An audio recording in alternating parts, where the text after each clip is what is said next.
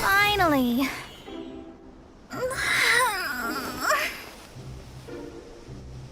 I almost fell asleep waiting.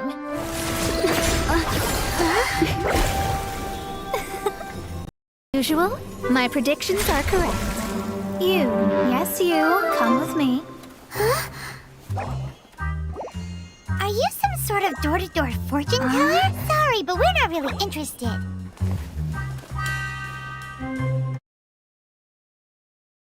Or, not from this world, are you? How do you know about that? How? Because I'm a master of true astrology. If you've no other questions, let's be off. Fine. I'll exercise a little patience.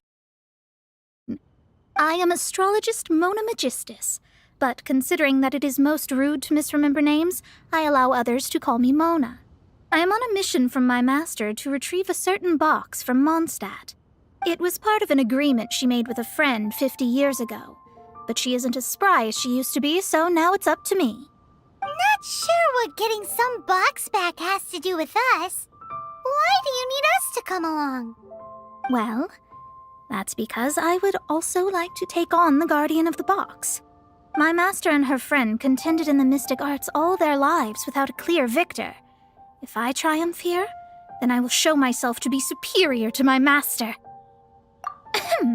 Well, I want to prove the power and status of astrology, to be precise. Now, from my predictions, I know that my master's friend has left Mondstadt, leaving her successor as the current guardian of that box. Like me, that must also be one who has surpassed their teacher. I must not be careless. But I would prefer to assure my victory in this contest, and upon giving it some thought, you came to mind. How did she get involved in this anyway? The knowledge passed down to me from my master must be passed on in turn. If I were to bring to meet her, then the lead is already mine, no? And you are Mondstadt's great hero, my equal in status, so... Come on, you don't actually have to become my disciple. You just need to act the part. There's something in it for you as well, should you come with me to get that box. Once I meet that successor and have a chance to exchange knowledge with them, I should be able to read your fate more accurately. Then I will have answers for you, even regarding such distant and foggy matters as gods and kin. That does seem much faster than searching the land country by country. A wise decision. That said, I would like to pay a certain place a visit before we go.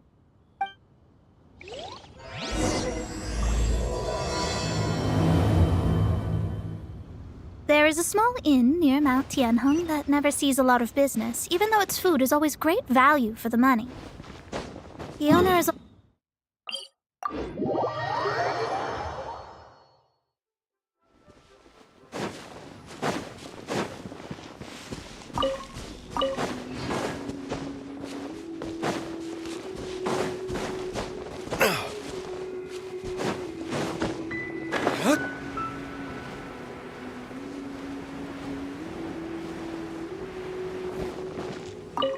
Well, it's no wonder that an inn set up here has no business. Mona, you've come at just the right time. Did you see a jade ring while you made your way here? A jade ring. Can't say I have. Oh, that's not good. That ring was given to me by my mother, but while my back was turned, it was swallowed up by a slime. That should be no trouble with Mona here. She's really good at astrology. Absolutely not. Astrology is meant to be used to gain insight into reality and observe destiny itself. It's certainly not for such mundane affairs. But didn't you say that the owner here's been good to you?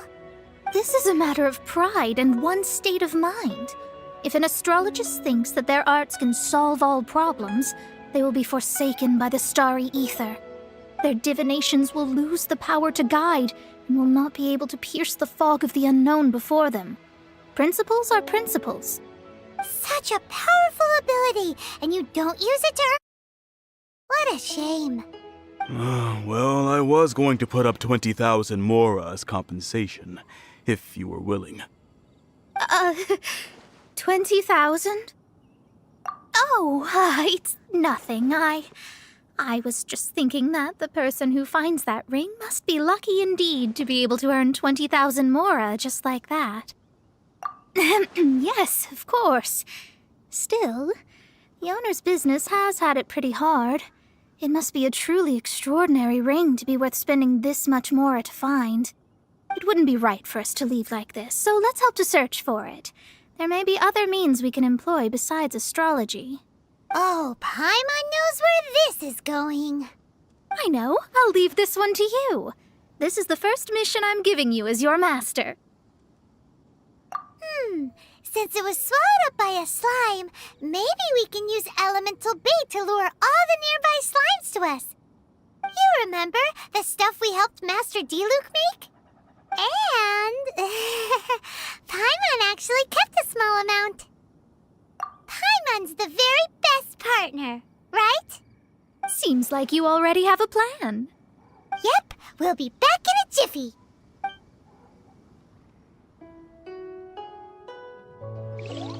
The elemental bait's really strong. It will attract all the slimes in the area. Even if they're just slimes, they can be dangerous together, so we'd best prepare ourselves.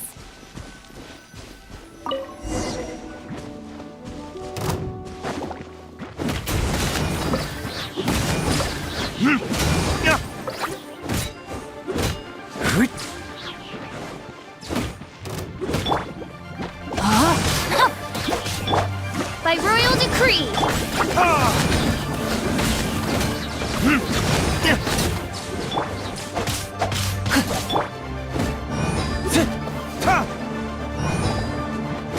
Let me weave you a verse.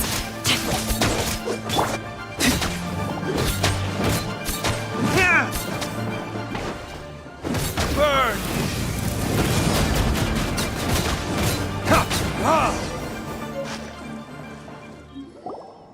Found it! This thing! It's so pretty. Paimon's sure it's worth a ton of... Paimon wasn't having any bad thoughts. Let's bring the ring back to Mr. Zhu.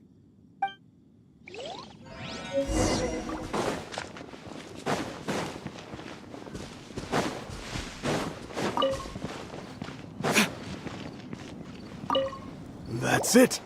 That's the one! I thought it was lost forever. You actually found it. Not bad. Mr. Zhu, you must take care of such precious things a bit better. You might not be so fortunate this time. You're absolutely right. How would I have faced my family if I had lost the 253rd ring my mother gave me?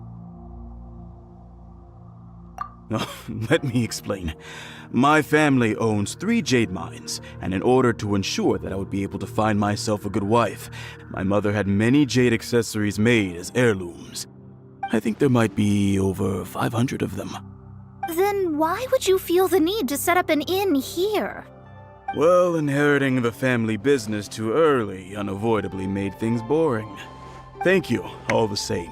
Here's the mora, as agreed. Please take it. Then I'll take it gladly. But we did all the work. A disciple should act like one. How can they steal their master's thunder? Didn't we say we were just playing pretend? Well, you need to start practicing now. If my rival is as smart as I think they are, they will figure you out in a heartbeat.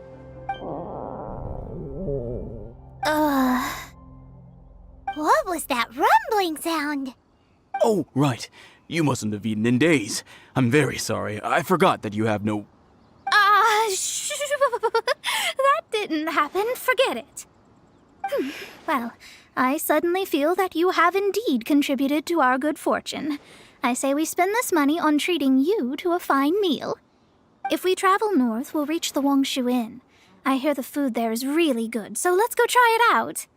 No need to thank me.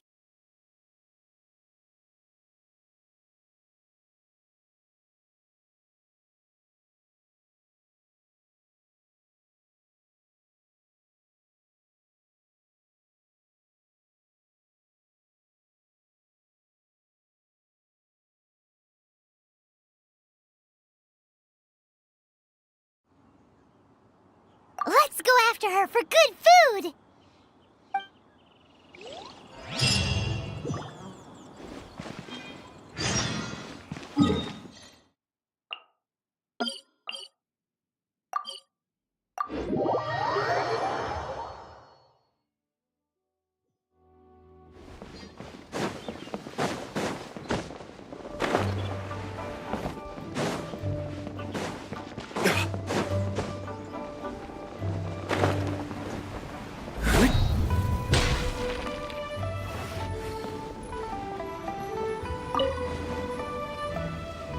Since it's Mona's treat, we can order whatever we want, right?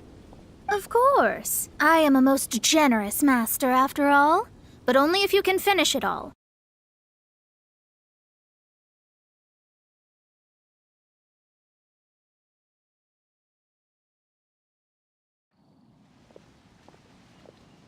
These are made using large, succulent shrimp wrapped in crispy fried potatoes. They have an amazing texture. It's exactly what it says on the label. Abalone made from vegetarian.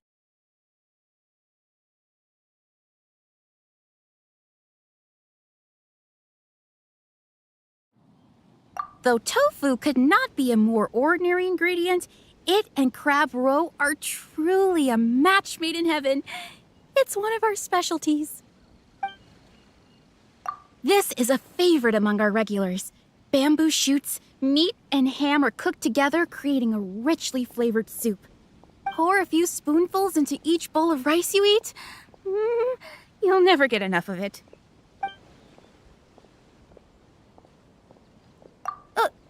All of them? We only have 3. No, 2.5 people?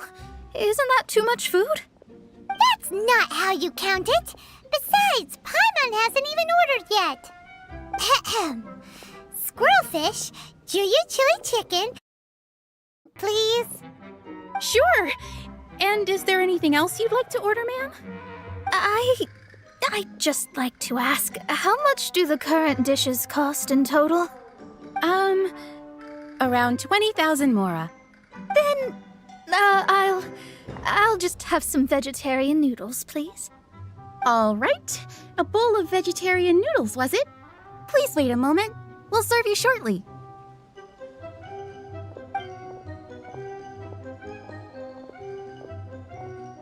Paimon's been thinking about something since we started eating. Is it because she actually doesn't have money? I heard that. I said I was treating. How could I be rattled by something as mundane as Mora? An astrologist's mind is set on studying the stars. Being so easily disturbed by such banal matters would hamper my judgment. Especially the act of overly gratifying oneself using Mora. It is both vulgar and dangerous. So, not eating the dishes we ordered is also part of an astrologist's pride? Paimon doesn't get it. But it feels kind of bad that only we got to feast. Oh, yes, we can do that. Just give us a minute. You don't use Mora to fulfill your desires, so it's fine as long as you're not buying anything, right? Let's go borrow the kitchen from the innkeeper.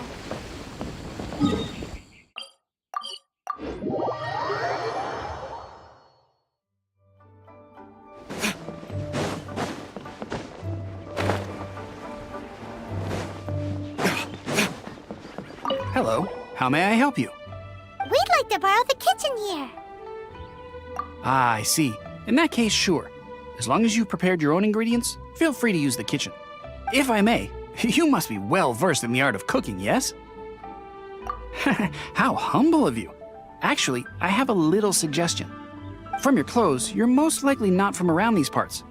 But since you've come to Liyue, would you like to try making Liyue-style cuisine? I have a recipe for golden crab with me. It's a Yue cuisine classic. It's crab meat that's been rolled in flour, deep fried, and then pan fried together with ginger and garlic. When you finally plate it up, the crab seems to be lying on gold. Golden crab. Golden crab! Golden crab! Then let's get to it. With your skills in the kitchen, this'll be a cinch.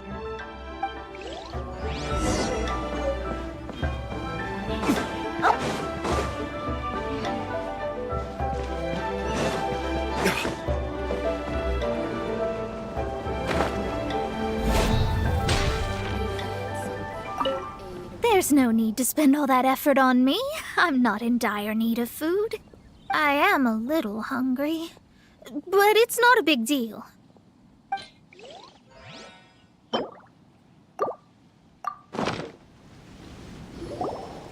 This aroma is... Wow, it's incredible. Fine. Since my disciple has put in so much time and effort, I must, with great difficulty, accept. Ah, it's delicious. It's the most delicious thing I've eaten recently. I mean, I never knew that my disciple was this skilled. As your master, I am most comforted. I see that it's no boast to call them Liyue's delicacies. I suppose it wasn't too much to spend all this mora on. Ah, it's nothing. Nothing at all. Now that we've eaten and drank our fill, we should be off. If we travel north from here, we should reach the Stone Gate, and from there we will be within the boundaries of Mondstadt. What deep mysteries shall we acquire knowledge of? I'm looking forward to it.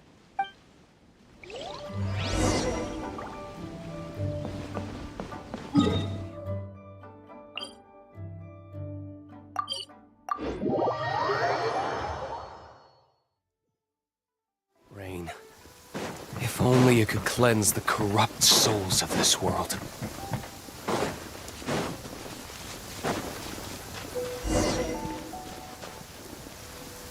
Whew, that was tiring, but we're finally in Mondstadt. The quest to plumb the wondrous depths of knowledge is indeed arduous. Paimon's not tired. That's because you float. Well, it doesn't look like an astrologist is all that amazing either. That's because you have too many unrealistic fantasies about astrology. Are you also resting your feet here? Who are you? Oh, my brothers and I are all merchants. We just finished doing business in Liyue, and we're preparing to head back to Mondstadt. You look rather tired. The cart we hired will be coming in a while. What say you to coming along for the ride? No need, no need. We're already heading that way anyway. There's no need. Now shoo, get out of our way. Miss, is there something wrong? Cease your pretensions, bandit. Picking up people on the road who appear vulnerable, robbing them blind once they've gotten on the cart, and then taking them to some Archon-forsaken place. Is that your deal? What are you saying? We came over here to make conversation, and this is how we're rewarded? With insults? If you don't want to get on, don't. Crazy girl. Well then, shall I tell you now which objects you have on you that are stolen? If you have any quibbles, we can bring people to corroborate what I've said, and all will come to light. If I lose, I'll pay you 20,000 mora. But if I win, then you'll be eating prison rations in Liyue Harbor tonight. How about it? If you're real legitimate businessmen, there's nothing to fear, is there? You've pushed it too far, brat. I don't know how you found out, but as long as we get rid of you, no one will have to know. Don't fret, it's just a few bandits. You said earlier that there was nothing amazing about astrologists? Well then, This is a good time to show you what your master can do. Another test. Fry!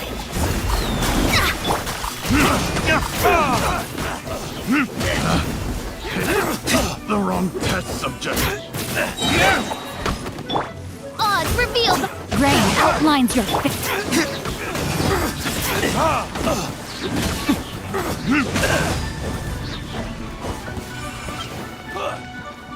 Verdict is... Let me scry.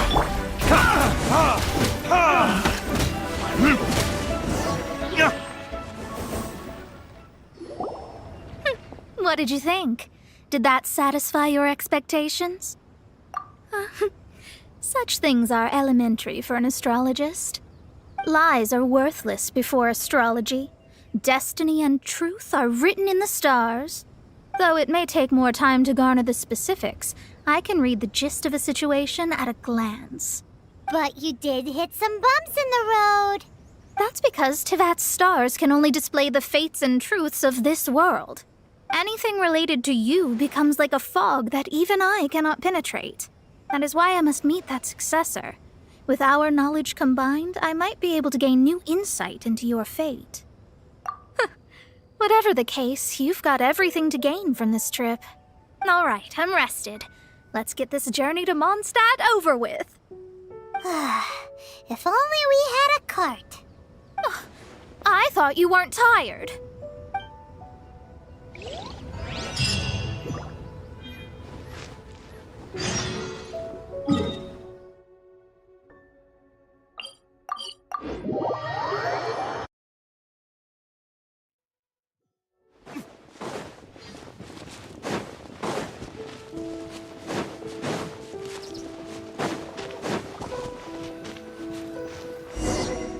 Are you ready? Don't shame your master now.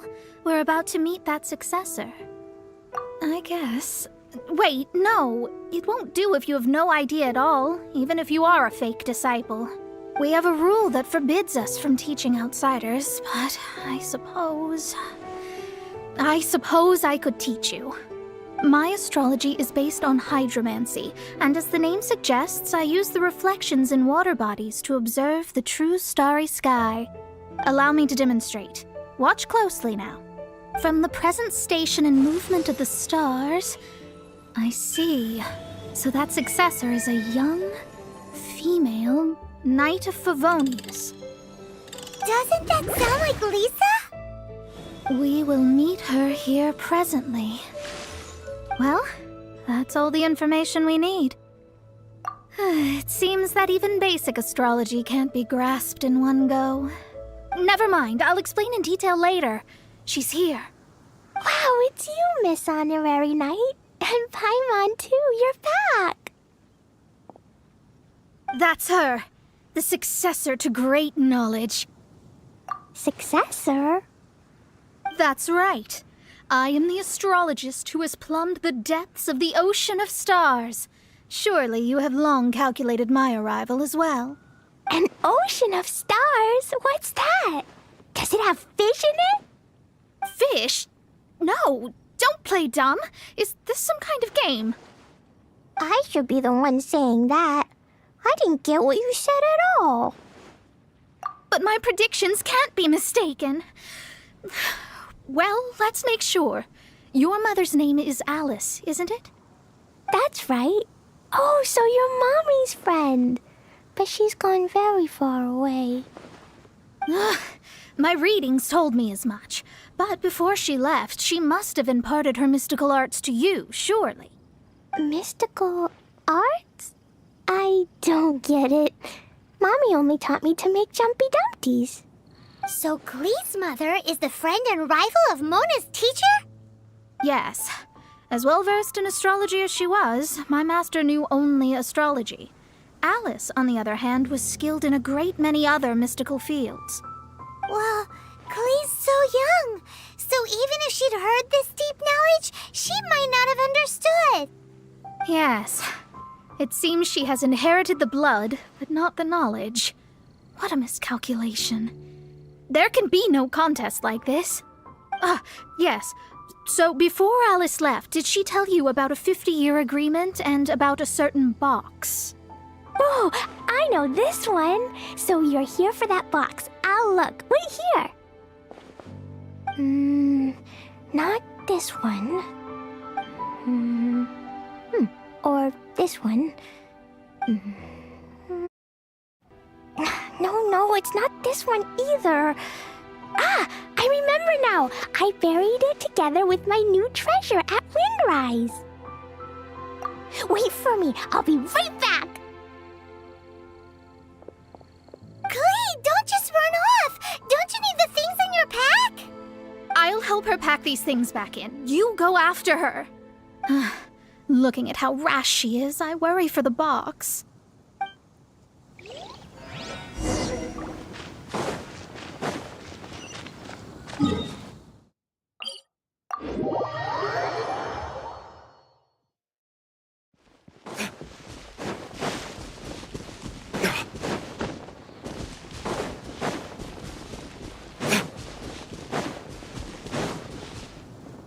We're here! This is it! Let's dig it up! It can't be! I put a sign here! There's no mistake!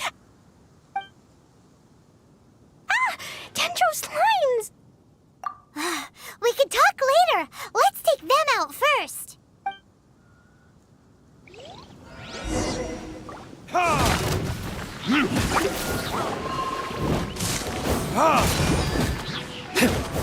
By royal decree!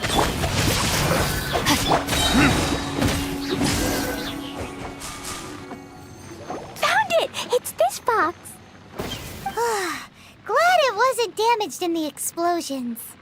Retrieval complete! Let's bring it back!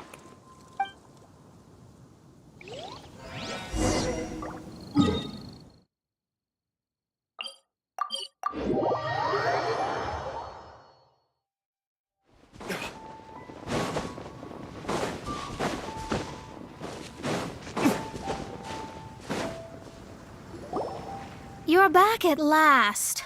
The wait was exceedingly dull. I had intended to read a book to pass the time, but this one was just some ridiculous diary. Nothing of note in it at all. It dropped from Clee's backpack, so I thought it might contain some ancient knowledge, but... Never mind that. So, did you find the box? We did! It's in perfect shape! That's wonderful! Wait a moment. Why isn't it locked? And why is it empty? Huh?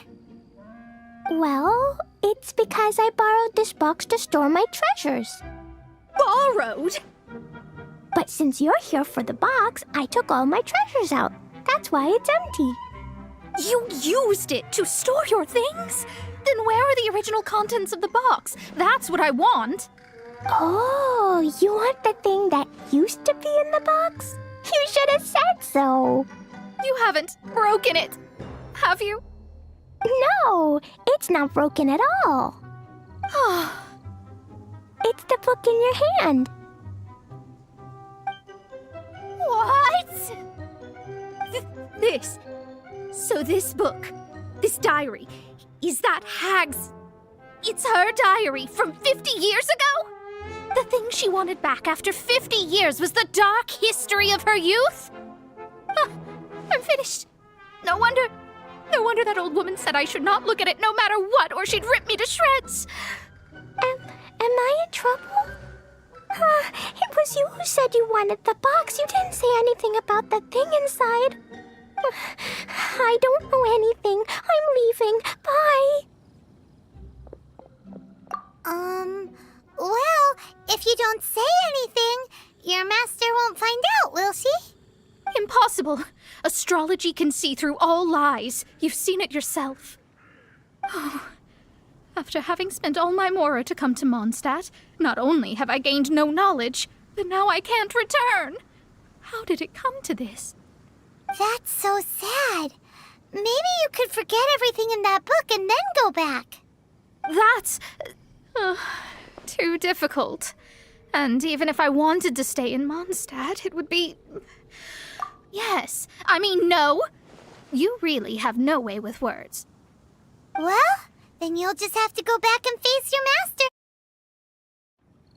Stop talking about it. I guess I'll just have to stay in Mondstadt temporarily. Once that old crone's reached the end of her days, I'll be free. But what will I do about my astrology research? No, wait, I don't even have a place to stay. About that, we can go ask Catherine at the Adventurers Guild. Let's see if she can help. The Adventurers Guild? Ah, right. You can do commissions for them in exchange for... Well, you know what I mean, don't you? Oh, thanks. Never mind, it's nothing.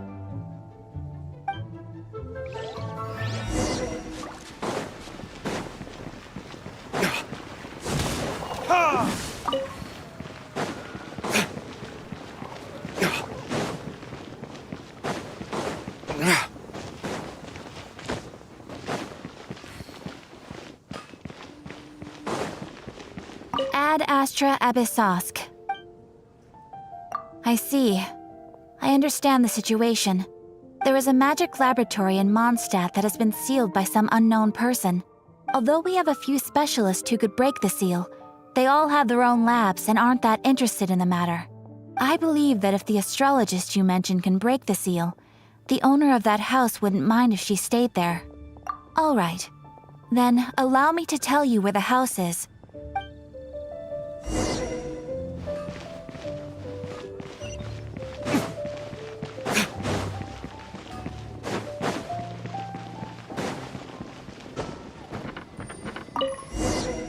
The person who placed this seal is by no means simple. Breaking this seal by force is nigh on impossible. Interesting. I suppose it's worth using my astrology on. Let me see. I see. So if you first, and then you...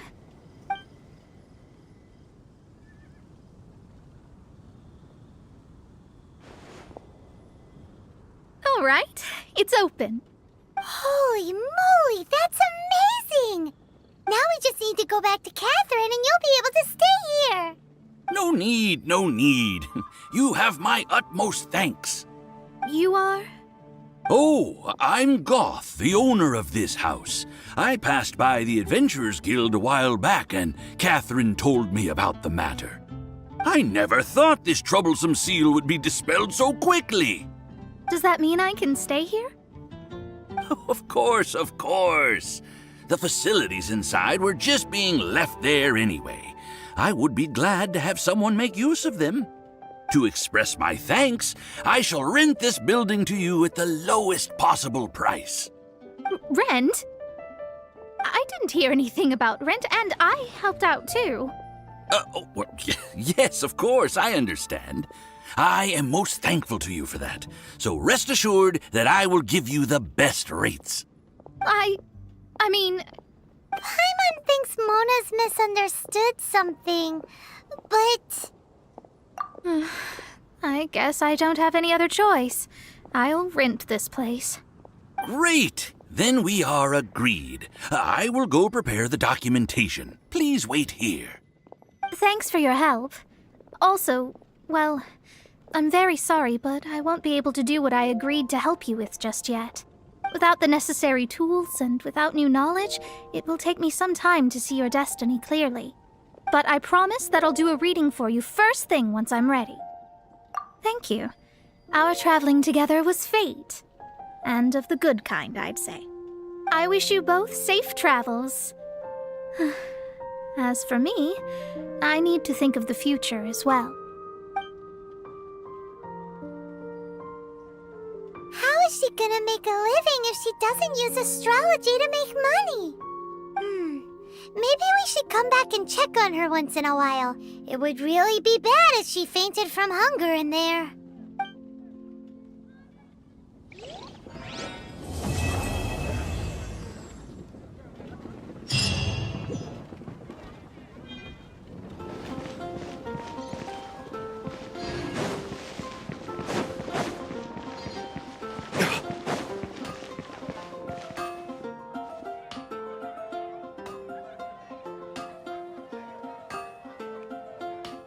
Take your pick.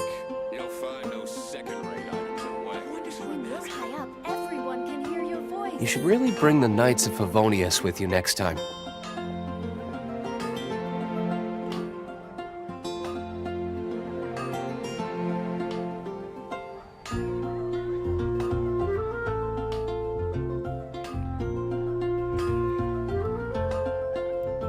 Hard work is all there is to the craft. High up, everyone can hear your voice.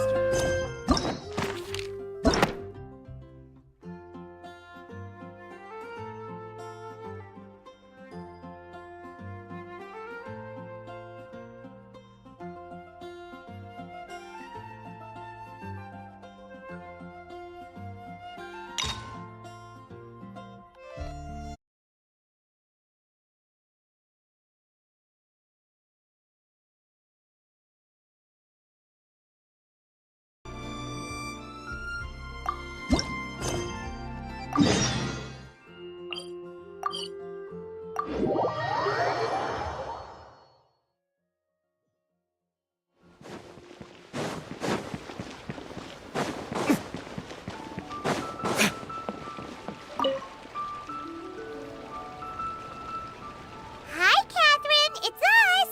Any new commissions? As a matter of fact, there's one that looks perfect for you two. Uncle Dai is one of the foremen at Yue Harbor. He's hoping the Adventurers Guild can spare some manpower. What is it we have to do exactly? I believe you'll be looking for workers. Ooh, looking for people? Awesome! We're good at that!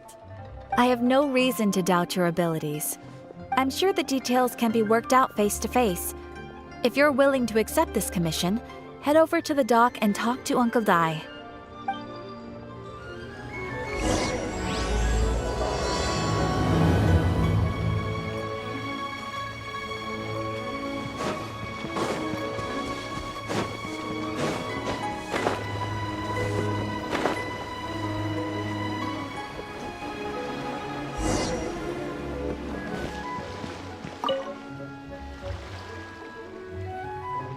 Hey, are you Uncle Dai?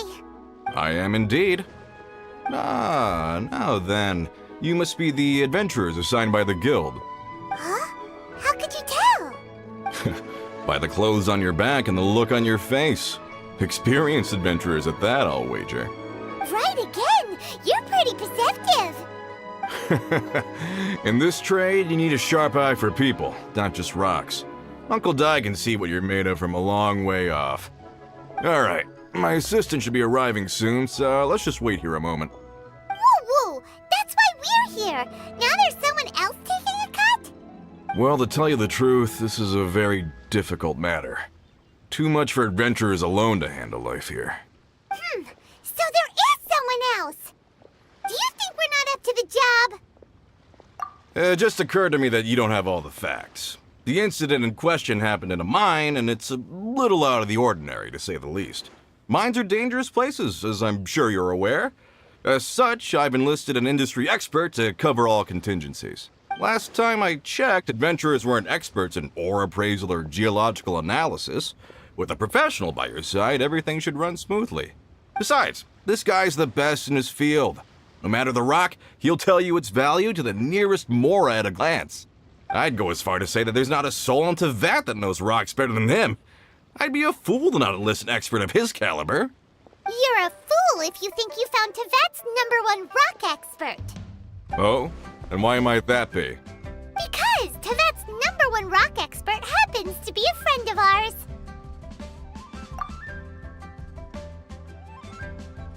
Ha-ha! Didn't expect that, did you? Wait here, we'll go fetch him. Hana bets Zhongli is listening to the storyteller. Let's head over.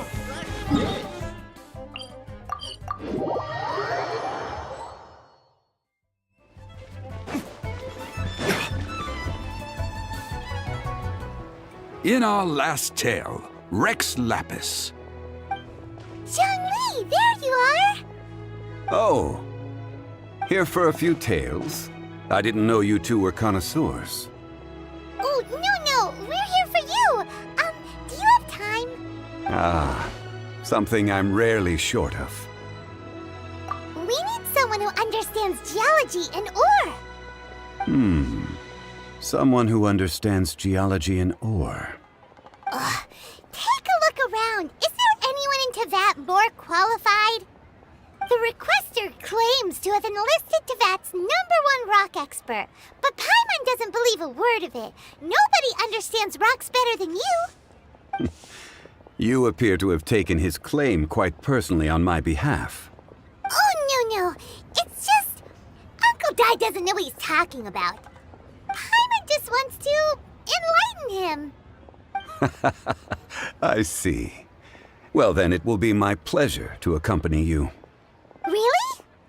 But I should inform you that despite my expertise, I cannot necessarily claim to be a leading authority. We are at all times adrift in a sea of learning. New knowledge should be welcomed with open arms. Still, I imagine I will be of help to you in this endeavor. If we do encounter an expert, I look forward to broadening my own understandings. Stop being so modest, Zhongli. Well, we got him. Let's head back to Uncle Dai.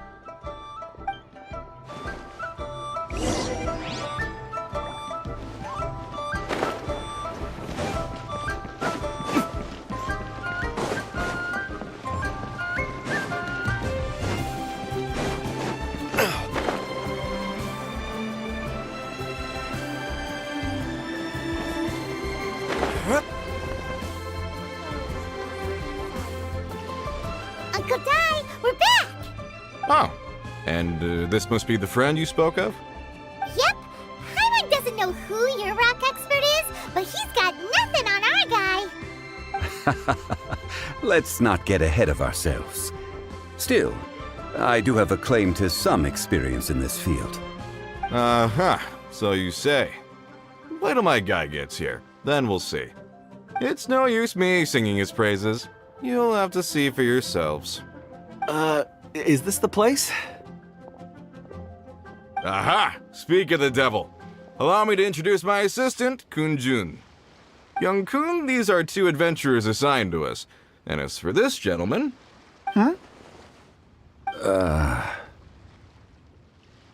Wangsheng Funeral Parlor's consultant. Mr. Zhongli. I've heard about you. They say you're a man of great knowledge and many talents. I had no idea I'd be meeting you in person today. I'm sure I recognize you. Have we met at the parlor? Wait, I've never been to the parlor. Uncle Dai, aren't you gonna test them? Huh? I wouldn't know where to start. Then they can figure out a way to test each other. If Zhongli wins, he's the assistant. If Zhongli loses... never mind. Zhongli won't lose. A contest? Why, it would be my pleasure. I admire your enthusiasm, good sir. I must say, you certainly have the look of an industry expert about you. It'll be interesting to see which one of us wins. Stop talking the talk and start walking the walk. I'm just saying it like I see it. Which is, incidentally, the only skill I have. So you're an appraiser, Mr. Kunjun. Well, no. Actually, I've already forgotten what I'm in Liyue Harbor for. I was standing by the side of the road one day when Uncle Dai called me over. He saw me holding a rock and asked me a few questions. He seemed incredibly excited, even followed me for a while. We arranged to meet here. Huh? How could you forget something like that? I saw him on my way over to Liyue Harbor, poring over rocks and muttering to himself. He looked to be very familiar with them. I asked him a few questions out of curiosity. To my surprise, he knew more than me, an old mining foreman. In any case, he didn't have any pressing matters and agreed to help me. So, do you have a poor memory? Not exactly. Anyway, if it's rocks you need help with, I can most certainly lend a hand. Mr. Zhongli, what do you make of this rock? A glossy exterior, with a fissure that could only have been left in the wake of a volcanic eruption. If I'm not mistaken, this is a rough gem from another nation. Ah, a keen eye. It's no ordinary rough gem. Fragile surface layer, black veining. My intuition tells me that there's high-quality crystal ore inside. Remarkable! This rock does indeed hail from the vicinity of a volcano. I came across it in a market and snapped it straight up. The seller thought it was some leftover industrial remnant. They had no inkling of the treasure that lay within. Purity and geological rarity alone aren't enough to make a treasure. Some of the most precious crystals contain deposits of water or sand. In the moment of its formation, the crystal hidden within this stone shell captured a pocket of water.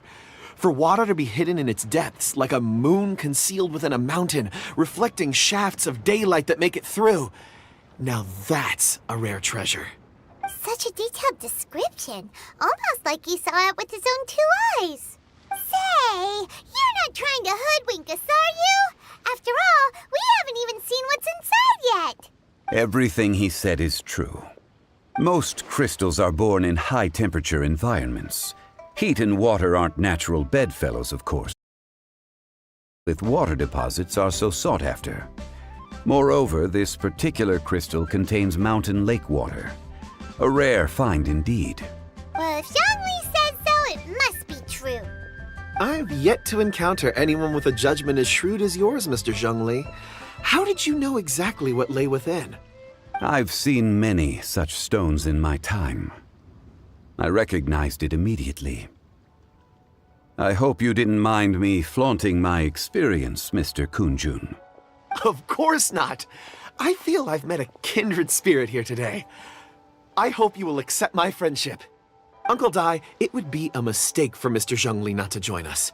Trust me when I say that his level of expertise is unrivaled in the trade.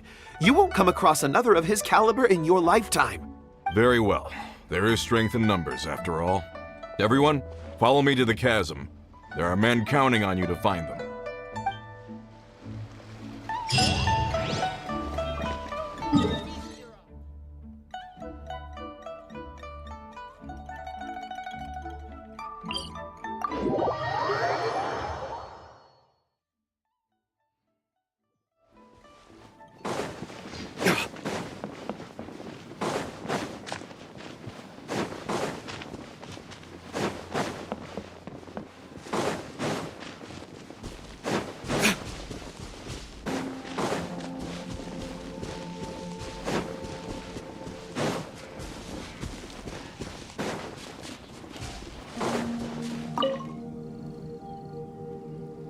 Whoa, this mine is huge! This is where the incident occurred. 6 days ago, a group of us left the site to attend to other matters. When we returned, the 4 men we'd left behind had vanished. I led a team around the entire mine, but found no trace. That's when I decided to enlist help. So 4 miners have disappeared. Yes, there were 10 of us. We lost Long, Bold Sen, Brave Sen, and Mao. I worked with all of them. Workers in this trade are usually young men in the prime of their lives. Could it be that the 4 of them left for another mine? Unlikely. There's no other lodging for miles around, and we didn't pass any other mines on the way over. Huh. Such a huge mine. Did you really manage to explore every corner?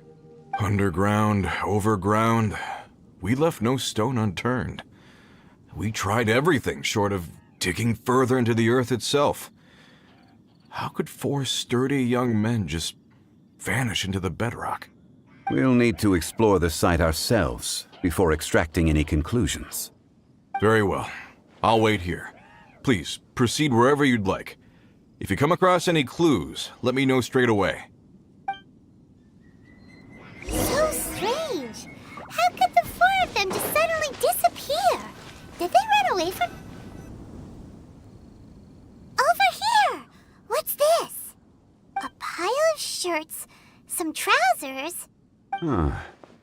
A few everyday items. They must belong to Uncle Dai and his men. 1, 2, 3, 4... Huh, that seems right. 10 shirts, 10 pairs of trousers. These must be spares, right? Look, Uncle Dai's clothes are identical. The 4 of them have been gone for 6 days without a change of clothes. There's also a few handkerchiefs and some soap lying around. Oh, and some tool belts. Items for washing one's face before the dawn shift.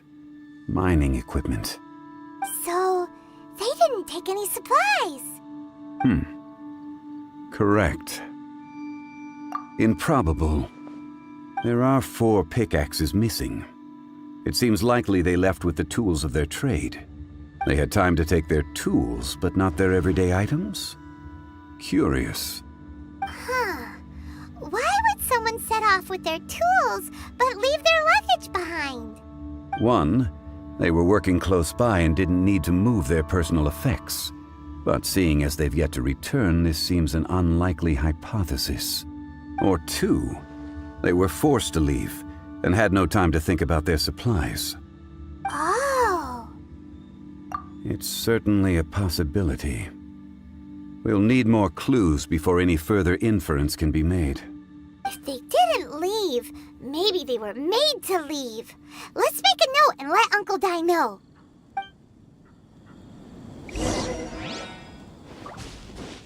Let's look around first and see if we can find any clues.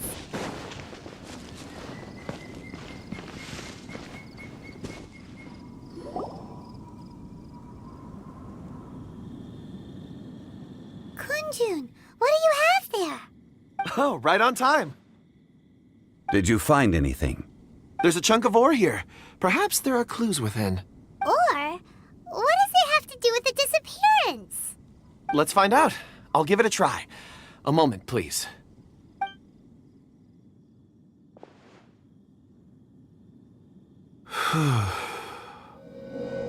Okay.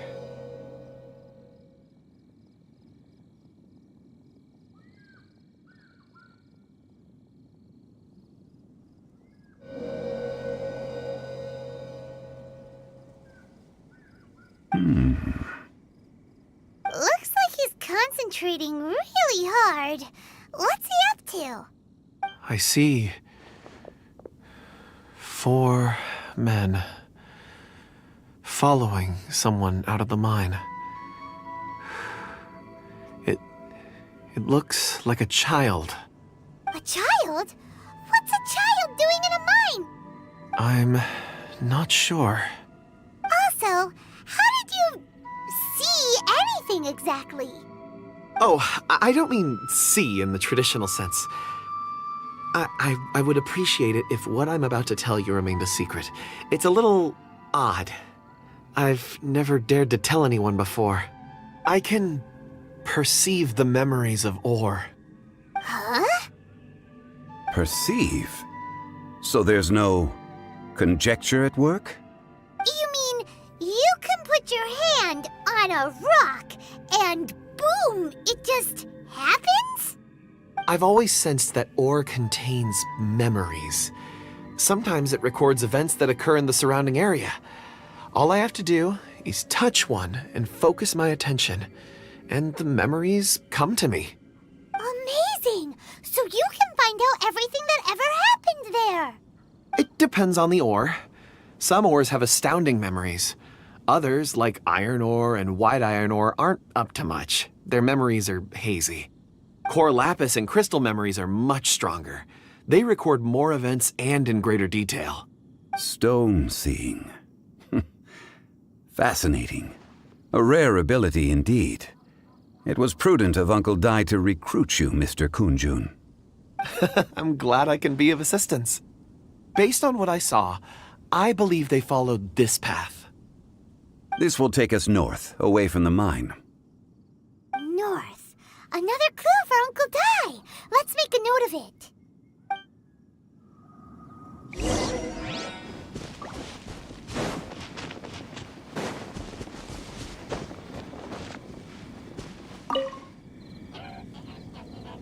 Excuse me, sir.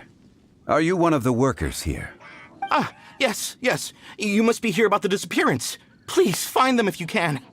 I don't know what happened. The weather was gloomy that day. The foreman left with a few men. I stayed behind with the other 4. After a while, I decided to take a break, just to catch my breath. I ended up falling asleep in the shelter inside. When I woke up, there was no sight of them. I'd only just been speaking with them and suddenly they'd vanished.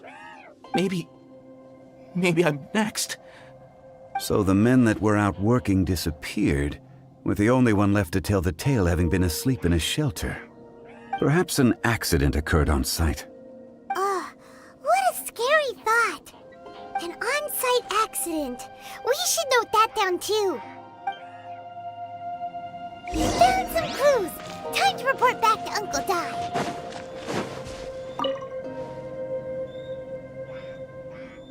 You're back. How are the investigations going? We found 3 clues in the vicinity. First, there are 4 missing pickaxes, yet everyday items are still in their place.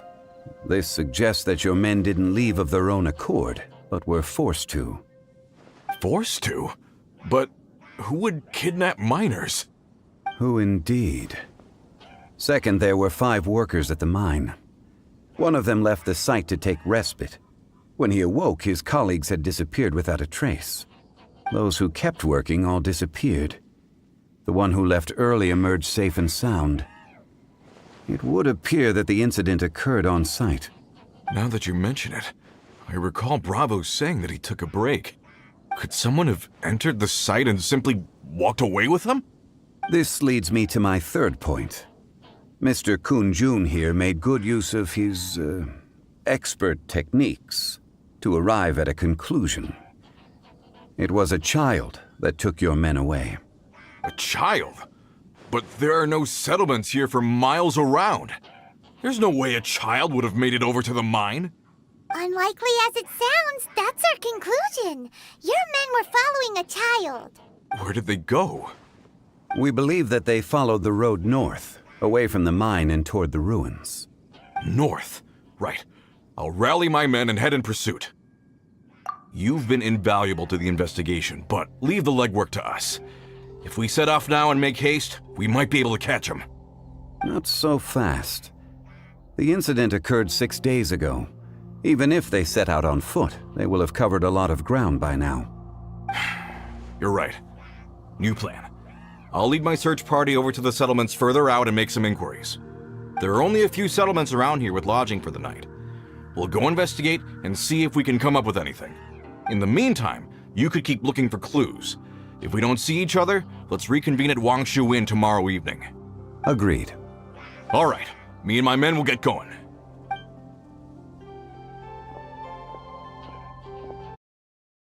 Oh, they're gonna talk to the people over at the settlements while we keep investigating here. Correct. But there aren't any more clues at the mine. Shouldn't we go north? Wait. I believe we're missing someone. Huh? Oh yeah! Where's Kun-jun? Paimon bets he's still investigating. Let's go find him.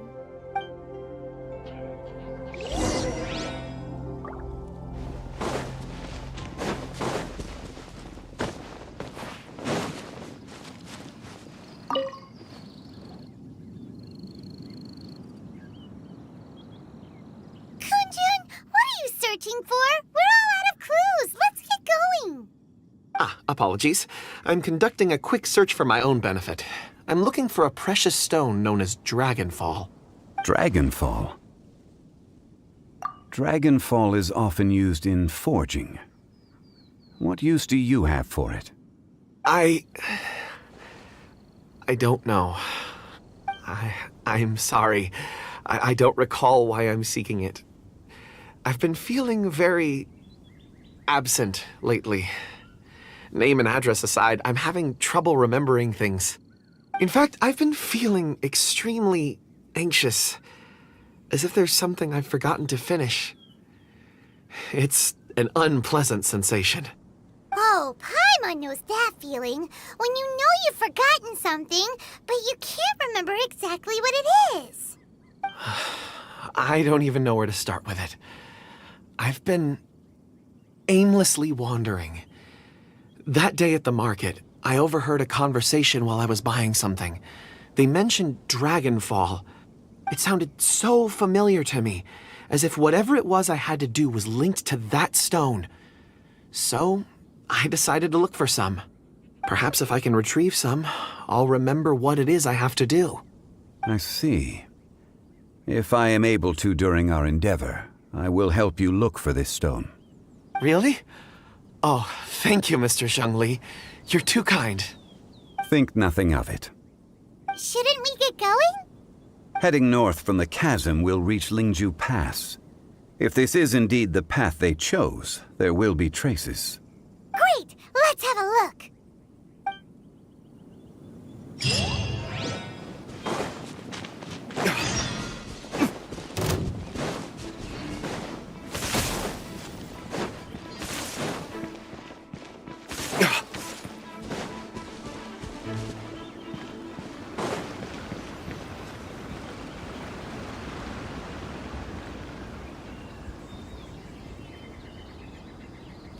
Wait! There are tracks here! These must have been left by the miners! Let us make our way to the end of Lingju Pass. If there are no footprints there, it would suggest that the miners are still within the pass itself. However, if we find new tracks, we can follow them wherever they may lead.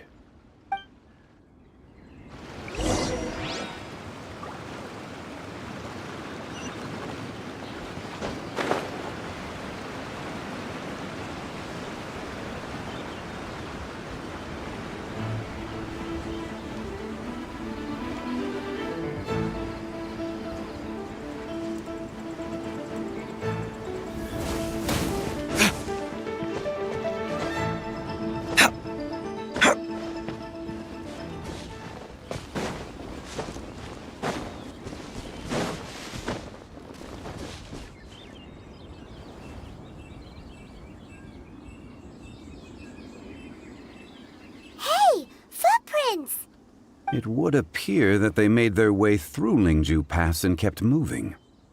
If we follow their footprints, we should be able to find where they went.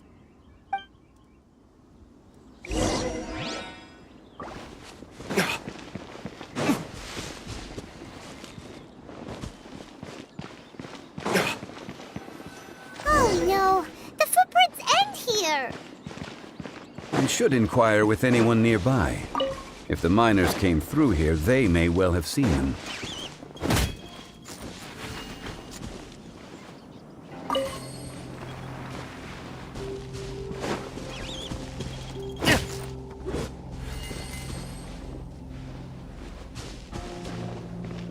Hi there! Have you seen anyone dressed like a miner around here? A miner? I'm afraid not. Let's try someone else.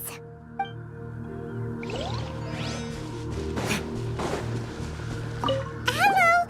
Have you seen any miners nearby? About this tall? 4 of them? Stop bothering me. Can't you see I'm cloud watching? Jeez, a little grumpy, aren't we? Whatever. Let's go ask someone else.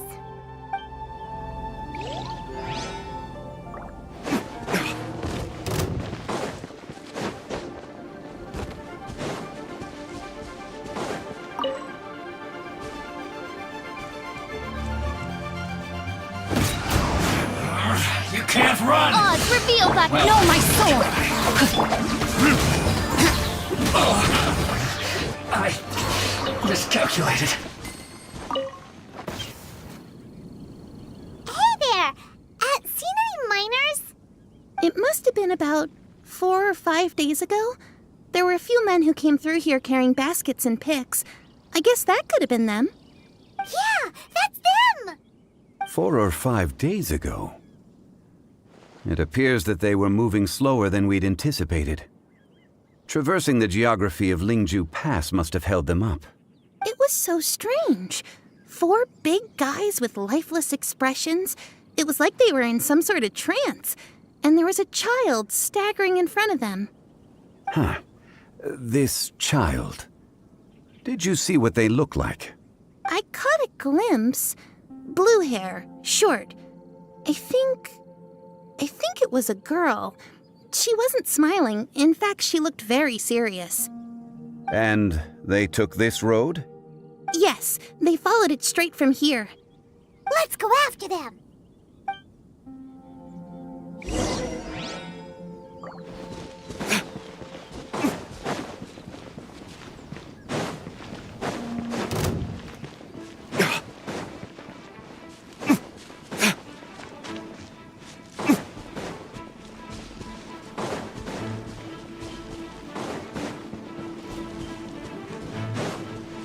More footprints. There's a person over there! Please save me! Is that one of the people we're looking for? Oh, rescue first! Ask questions later.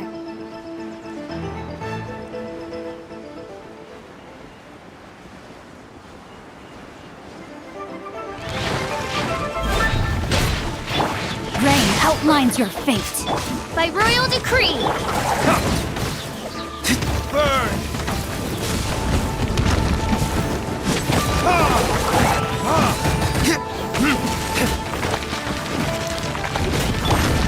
Witness the power of good luck.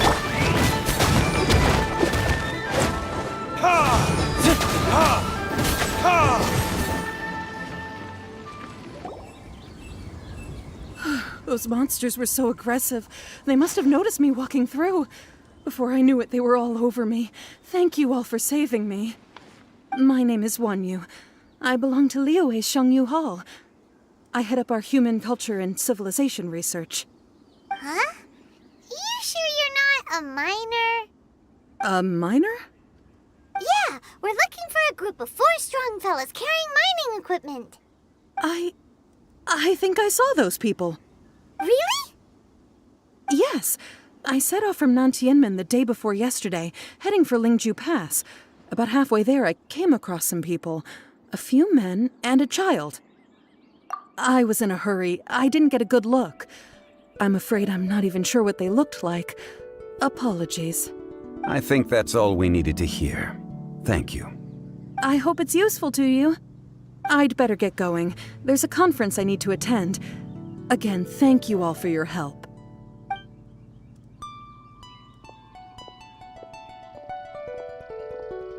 According to this scholar, the miners were heading for Nantianmen. Can we be absolutely sure that it was the men that we're looking for? A child with a group of adults. Sounds pretty close to Paimon. But... Hey, perhaps that rock over there can tell us more. Aha! Paimon nearly forgot about our secret weapon! It looks promising. I'll do my best.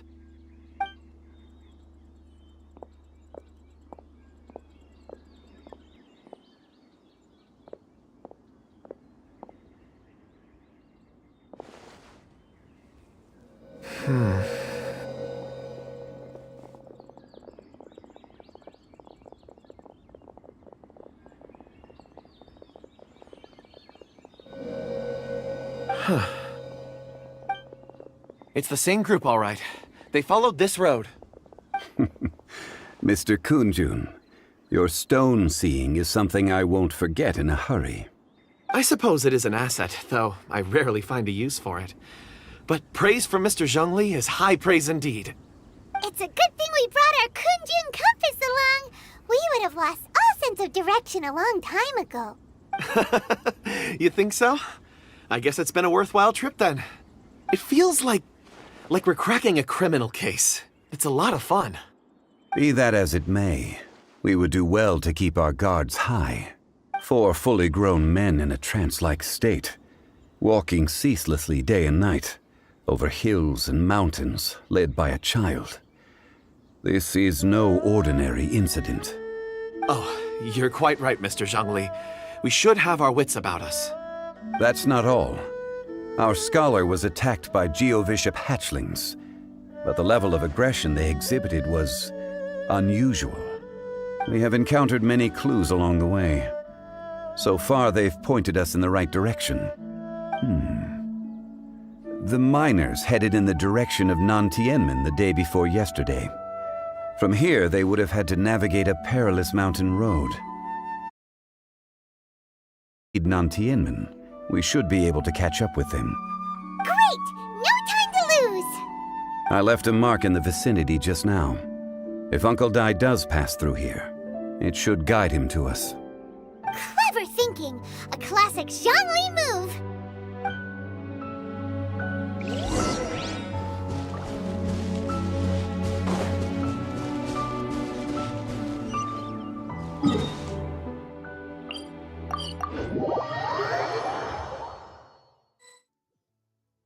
Rain. If only it could cleanse the corrupt... Hey! Over here on the ground! Is this one of them... There's a basket lying here, too. This must be one of the miners. Hey! Hello? Can you hear us? Judging by his appearance, he must have collapsed from exhaustion. Should we wake him up? I can still dig.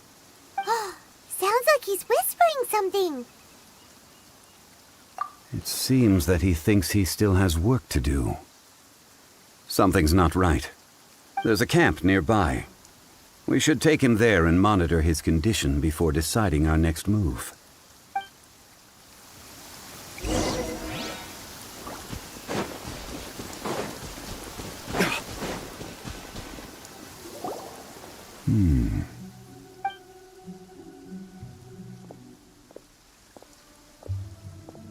How is he?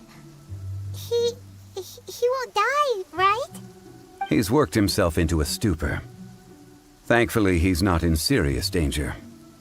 Paimon heard him talking about digging for something. Did he dig himself into this state? It's certainly a possibility. It looks like there's something in his pocket. Are these ore fragments?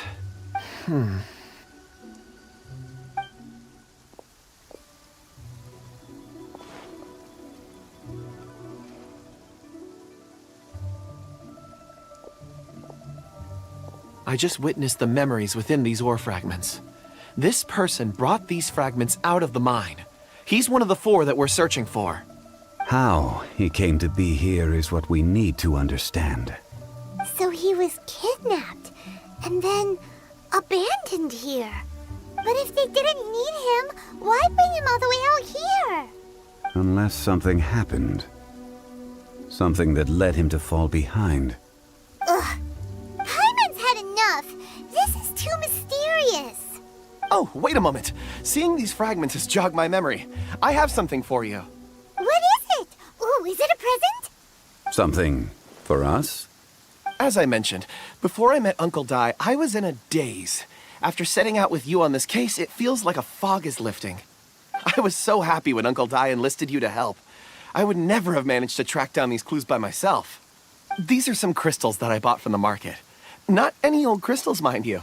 This purity is extraordinarily rare. One for each of you. A memory, if you will. It's beautiful. Oh, and the colors change as you turn it. It's like a different crystal from each angle. But of course, take it. And this one is for Mr. Zhongli. Huh? Is something wrong? Not to your liking? On the contrary. I just hadn't anticipated receiving a gift during the current circumstances. But thank you. I will take good care of it. I'm pleased you like them. It's nice to be able to give a gift that others can appreciate. Oh, I see more rocks over there. You should all get some rest. I'm going to scan the surroundings. Perhaps there are more memories to uncover. You sure like rocks, huh, Kunjun? Ores are the crystals of the earth, the sediment of time itself. I feel at peace among them. Get some rest and call me when you're ready to set off. I won't be far. Rest easy. I surveyed the area. There's no danger here. Oh, however, there is something I wanted to discuss with you. Huh? What's with the seriousness all of a sudden? Traveler, does Dragonfall mean anything to you? You mean the ore that Kunjun's looking for? What's so special about it? Dragonfall is an incredibly rare ore used in forging. The majority of regular crystals are formed in high-temperature environments. Dragonfall, on the other hand, is formed as a product of elemental reactions. Elemental reactions can produce material objects? Indeed they can. However, only a minority can survive for long periods of time. Dragonfall first emerged in the midst of battle, thousands of years ago. Powerful clashes of elemental energy gave birth to elemental crystals. When the fighting ceased, these geological remnants were miraculously preserved. Cool. And yet they are crystal creations all the same. Few and far between, relatively unknown. A few hundred years ago, they were virtually mined into obscurity. Why is it, then, that a citizen of Liyue now wishes to strike upon ore that has long since vanished from the earth? Yeah, if he knows of its existence, surely he knows all of it's already been mined. Weird. Paimon doesn't get it. There are those in the mining trade who retain a keen interest in Dragonfall. But for someone like Mr. Kunjun, whose motivations for seeking it are unclear even unto himself, it's practically unheard of. Ulterior motives? Is he a villain? A conclusion that is presently impossible to reach. We must watch and wait. Don't forget, rescuing those miners is the primary objective. As for anything else, sooner or later the tide will reveal the lie of the land. We're drawing closer to our goal. I believe we should continue to follow this road through. Now that we've found one, the others won't be far away. When you're well rested, call Mr. Kunjun over to us. We still have more investigation ahead. We should ensure this miner is settled here at the camp. Once we've brought this matter to a close, we can return and attend to him. I suggest we leave a note for Uncle Dai. If he does find the camp, he'll know what to do.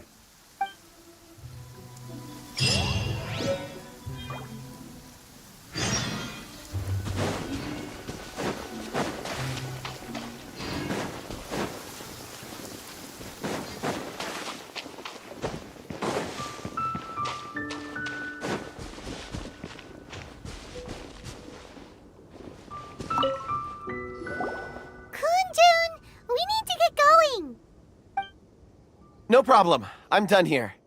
Any results, Mr. Kunjun? There are many beautiful rocks here, but nothing out of the ordinary. I couldn't find any clues. Then again, the memories of ore can shift with the passage of time and the changing of the environment. Difficult to say. I feel that ore memories tend to be from the recent past. So there's never any ancient memories? Rocks endure, but as eons pass, their memories are erased. Those memories that survive are rooted in powerful emotion or thought. That makes sense. It is the same for people. Indeed. Let's keep going.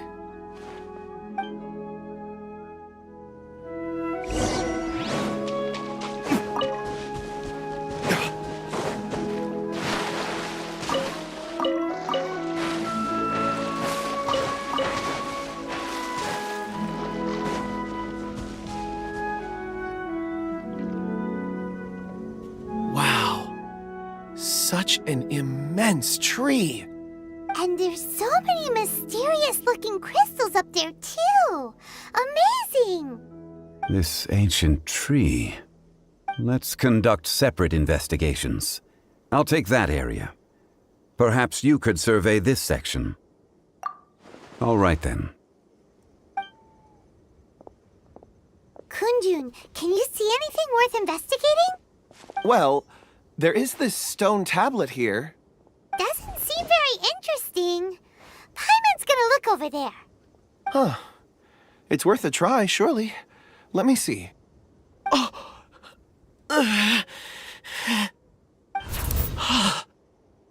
This is... Hey, what's wrong? Just a bit lightheaded. It's past. Nothing to worry about. Not yet. Whatever. Paimon's going to investigate over there. Why don't you climb the tree and have a look? If you don't try, you won't know. Anyway, you'll be able to get a good look at our surroundings from up there. You think so? When has Paimon ever come up with a bad idea, Wait a minute. Paimon can fly.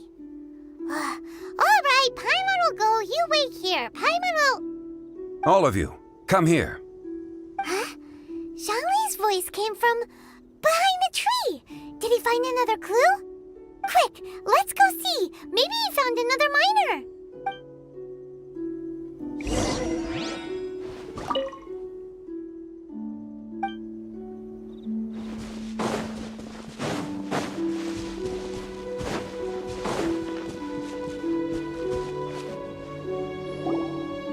This has been newly dug. It would appear our answer is up ahead. Is that a voice coming from the tunnel? Ah! Someone else go first! Compose yourselves. I will lead us in. There is an unusual presence emanating from inside the tunnel. Prepare yourselves and tread lightly.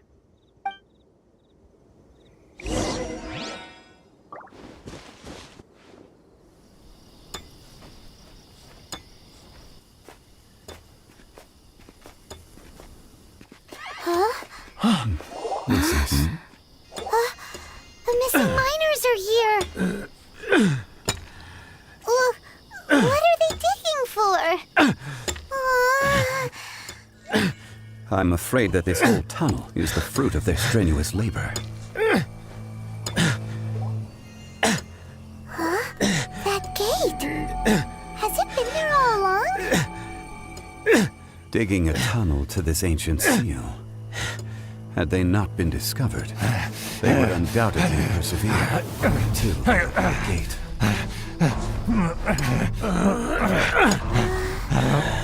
So behind the seal,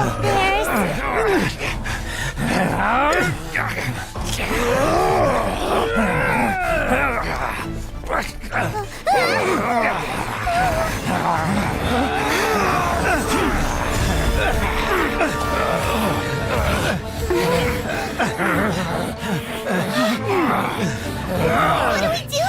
We can't hurt them!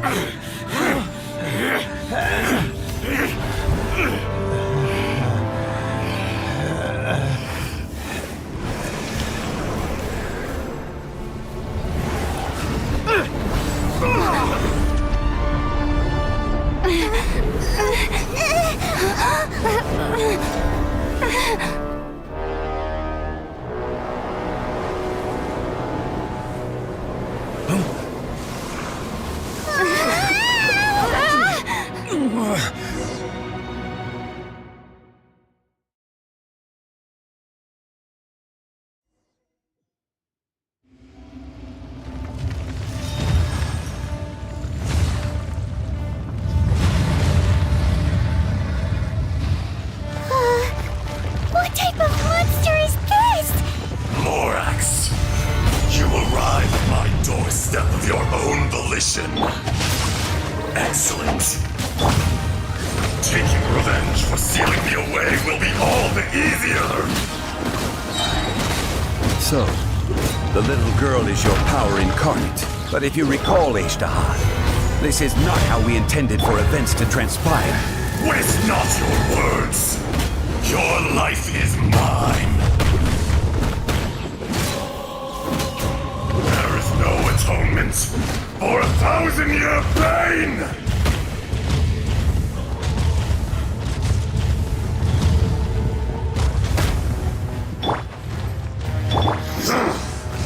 Gather!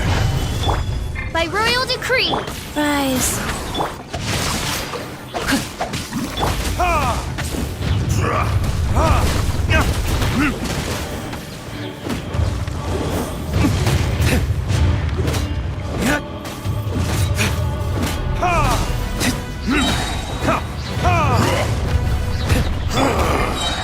Is once not enough? You would forsake me again? If that is what you choose to believe, so be it. He who bears the weight of memory is destined to shoulder the burden of truth, as it ought to be.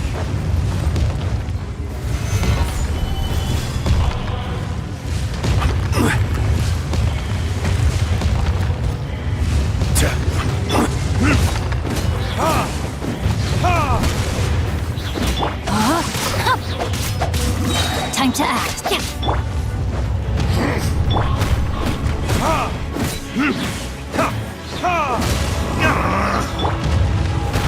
Solidify! Oz revealed. Let me weave you a verse. Burn!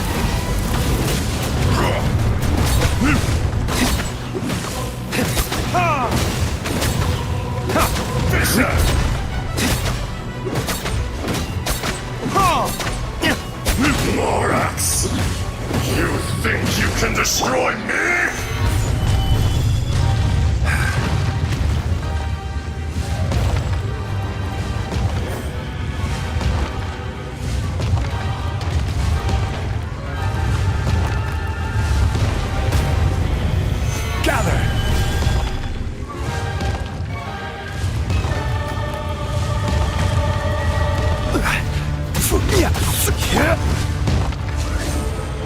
Be crushed!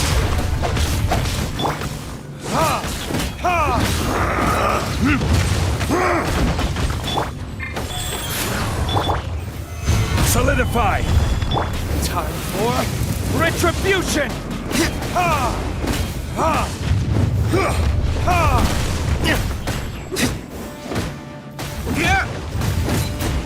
Fisher!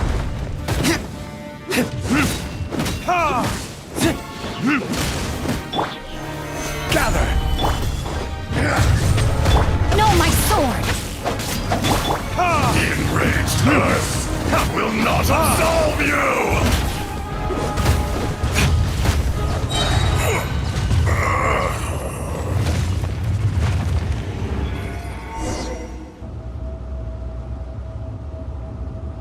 Morax, 1,000 years after you sealed me underground, you return for the second time. You should call it by its name, Ajdaha. Fate. Fate? Fate? So here lies the wisdom of the gods. Destroy all deemed redundant. Enlist tyrants to ravage the wilderness. No. You have forgotten. That voice! Ajdaha. Huh? Kunjun? Morax, it's been a while. You're... Ajdaha. The very same.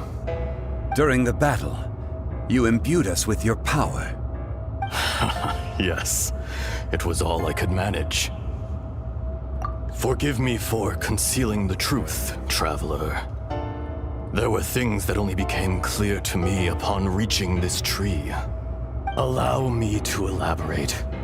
I am not Ajdaha the whole, but a fragment. Heaven and earth, yin and yang, opposing forces.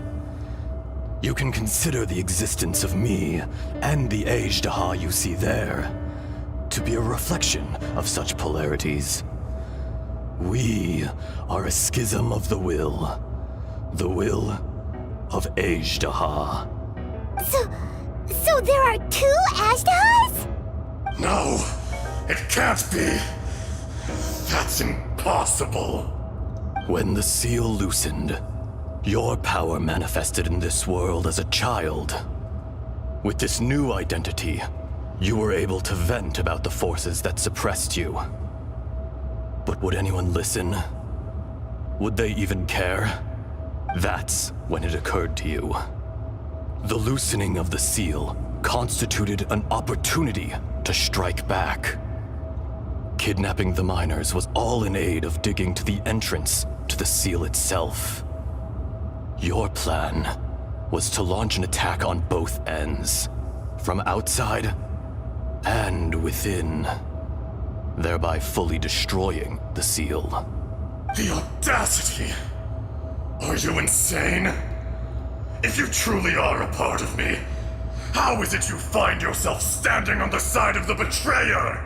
I was another power awakened with the loosening of the seal. Too weak to reincarnate, but strong enough to possess a human body. I was barely conscious. I couldn't remember who I was. Only the past would elicit a reaction from me. But my aim was clear. Find Morax and aid him in stopping you. I had sensed that something was amiss when you mentioned Dragonfall. Had your power been but a little stronger, I would have recognized you. Don't blame yourself. I have changed beyond all recognition. Only when I touched the stone tablet did I truly remember. It's been so long. A secret beyond all comprehension of youthful humanity and ancient dragonkind. Morax, do you want to tell the tale? There would be no harm in it. The decision is yours. You haven't changed. Then allow me. Azhdaha was once a friend and ally of the Geo-Archon Morax, with a lifespan far exceeding that of mankind. However, that which is derived of the Earth is no more or less than the Earth itself. The memories of rocks do not last long. Those memories that survive are rooted in powerful emotion. As time passes, so these memories fade into obscurity. Erosion is the world's greatest destroyer of memories. Erosion ground Azhdaha's consciousness into oblivion. Slowly, he forgot the face of his old friend, and his memories of defending Liyue Harbor disintegrated. Azhdaha, now incomplete, became irascible, aggressive. What would you expect? It was humanity that attacked the ley lines that sustained me. This much is true, which is why you attacked the chasm, why you waged war against Morax. In the beginning, in order to open up new territory and increase production, the citizens of Liyue came to the mountains to mine. Overexploitation caused the ley lines to quake, which brought untold suffering to us. Erosion made us even more savage. No matter how we struggled, we lost the ability to coexist with humanity. We lost all reason. Morax shared with us some of his power to prevent further erosion, but it was futile. Everything returns to dust. It is the natural order, an unstoppable force. And so, we became you. And from your will, I emerged. I am your final contract. Witness the promise between Azhdaha and Morax. You can hate me, but you cannot deny me. No! No! I am the remnants of Azhdaha's benevolence, the echo of a contract set in stone. I harbor a willingness to go further, a willingness to coexist peacefully with mankind. No, no! It is I, Azhdaha, forged of elemental crystal, bearer of the weight and memories of the earth, older than the mountains and the oceans that decides. I will not swear allegiance to this insect. Morax is not an insect.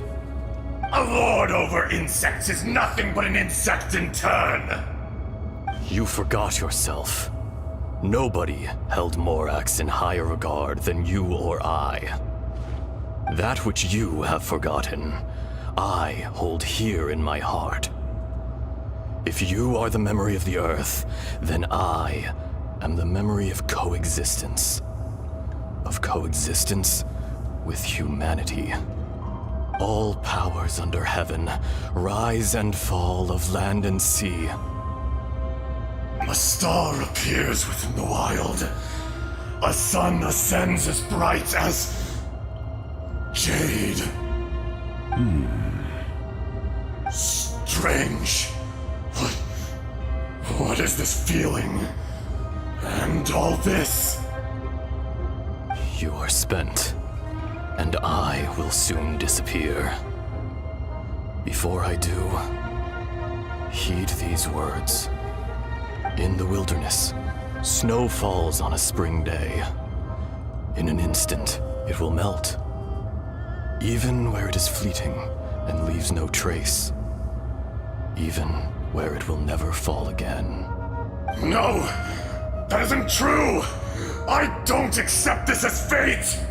Perhaps it isn't, but it remains an inevitable misfortune. More axe! little girl vanished. Are you satisfied, Ishtaha?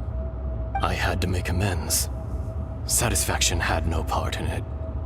So, Morax, you call yourself Zhongli these days? I do. Well, I'm afraid old habits die hard. To me, you're Morax. As you please. I never did forget your gift of sight. I hardly lifted a finger. Think nothing of it. And yet, you could see.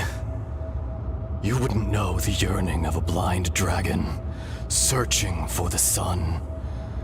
A pair of eyes, from Morax to Ejdah. This.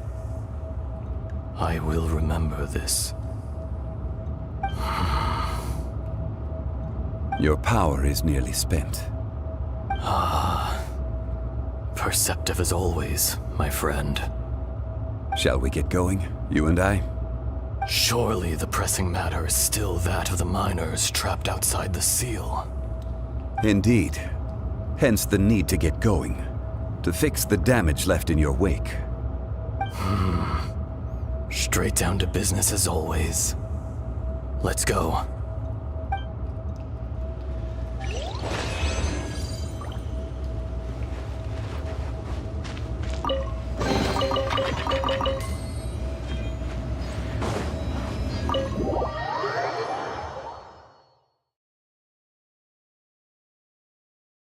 Huh? How did we get here?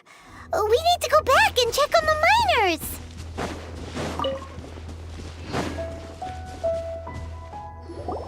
So there you are. My men and I found your clues and followed them straight here. We found Mao in a tent at the campsite unconscious. It seems he'll be okay. Sadly, we found no trace of the other three. Huh? Young Kun, what is... Nothing. Pay it no mind. Those three miners are over there, in that cave.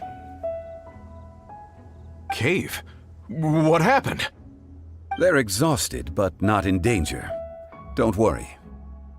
Right. Well, thank you, all of you. I better go and see how they're doing. So you're taking them back? That's right. Can I come with you? No problem. You rescued my men. I'll be happy to assist all of you in any way I can. I'll be back soon. I need to assess their condition. Kunjun, we should be calling you Ejdah. You're coming back to Liyue Harbor too, right? Not I. Merely this body. Once I'm gone, the true owner will accompany the miners back to Liyue. Kunjun hails from a family of famous artisans. He too will be famous in time. It would be a shame for someone of his talent to go missing. You always did have a great admiration for blacksmiths.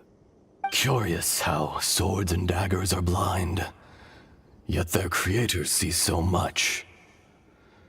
Perhaps empathy is mankind's proudest achievement after all. Ejdah, I am no longer the Geo-Archon. I can sense it.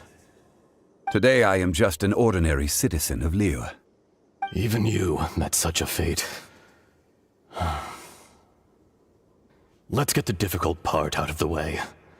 I cannot guarantee that I won't be awoken a second time. No matter.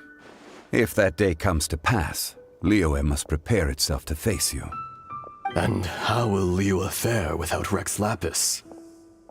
Even without a god above, this remains a nation of men. I was once their god. I ought to be here to witness their rise and fall. All life is shaped and then ground away by the endless flow of time.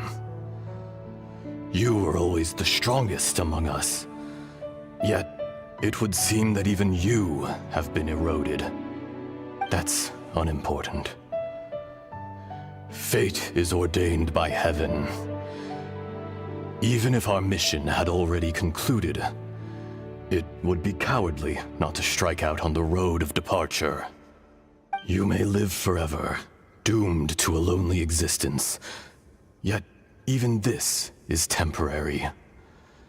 When you reach the end of time, those people, those past and future relationships predetermined by fate, they will be waiting for you. I do not pretend to match your rhetoric when it comes to the subject of a life long lived. I fear that the life of an elemental being is longer than any in this world. Were it not so, you would have killed me long ago, and would not be having to face me again now. You've brought a smile to my face. When all is said and done, a reunion between old friends is an auspicious occasion. That day in the chasm, did you hesitate? A heart of stone is a heart nonetheless. But I am the god of contracts, and was for a time a god of the people of Liyue. You chose justice, but did not forsake your kindness. The movements of the Earth Dragon can tremble the earth and shake the heavens. With your abilities, even at my full strength, I struggled to confront you, let alone seal you away. Hence my inception. Do not forget that I was there with Liyue's founder. The face may have changed, but the content of the contract remains intact. Old friend, god of contracts, I hereby honor our agreement. Thank you, Ishtaha. My life is nigh on eternal. I will go on with the infinite flow of time. And you, Morax, you too will live for many a day to come. You're leaving? If it is fated, Morax, we will meet again.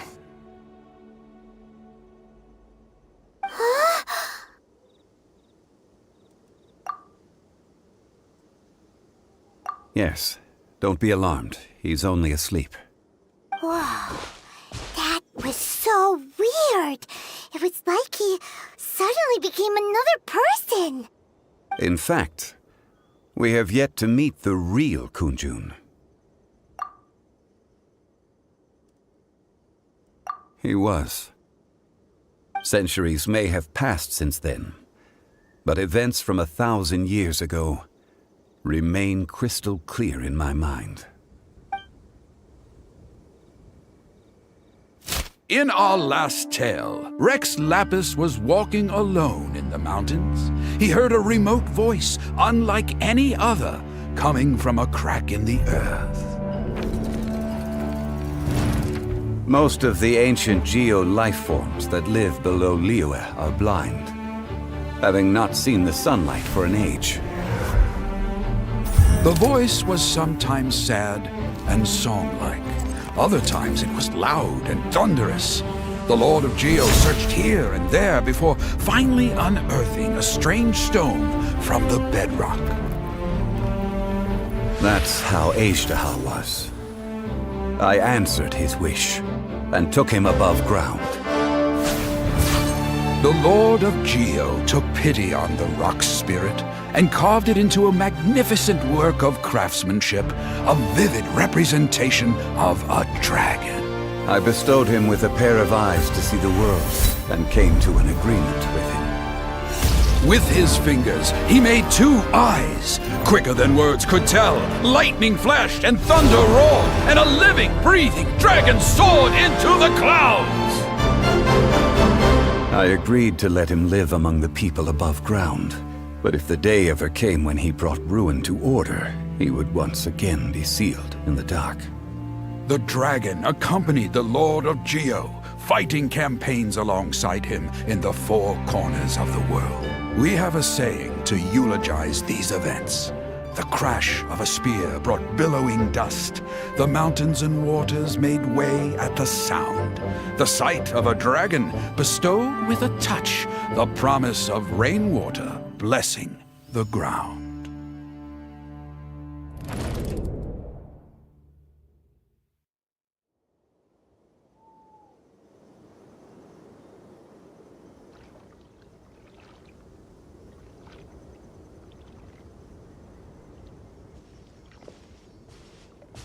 1,000 years ago, Ejderha attacked the chasm. I tried to obstruct him, fighting him tooth and nail down the length and breadth of the mine. Finally, I brought him down and sealed him underground. During that battle, Dragonfall was born. Ejderha could sense the stone. Subconsciously, he wanted to use it to find me. Despite being the victor, I could not claim to be stronger than he, and in his heart, he still retained an ounce of goodwill towards me, towards Liyue, towards life above ground. He was willing to be sealed away, but as the erosion set in, he forgot. Even I cannot avoid it, but there is something I understand better than most. When the door opens, it is time to leave. The greater the power, the greater the danger erosion may bring about. The millennia may come and go, but even a stone may tire. Personally sealing away an old friend. This is just one form of erosion I have endured. People abandon and surrender the things they love to pursue the right path. Perhaps this is the erosion imposed on me by the heavenly principles. That I was a god of mankind. My identity may change, but my eyes will bear witness to the history of humanity. You still care a lot about Liyue. Call it part of my duty. I must thank you both. No worries. Oh? About what? Oh yeah, Paimon nearly forgot. So, not long ago, we met a guy called Dane. He told us about Conria and the punishment of the gods. That's when we realized that those events were connected to the person we're searching for.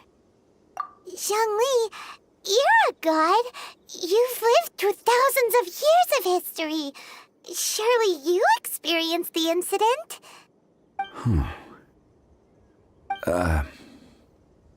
I cannot say. Why? You can't even give us a thread of information? This is so important to us.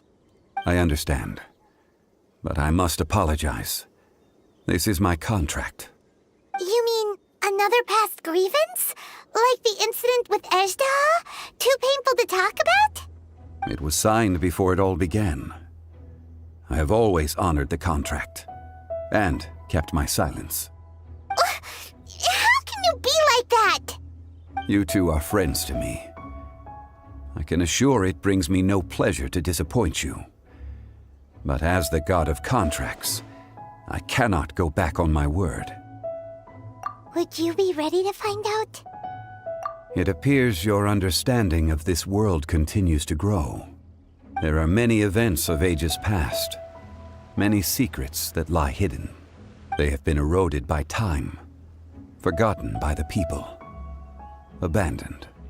But you are capable of finding them and bringing them into the light. Those who come to witness will witness. Those who are born to remember will remember.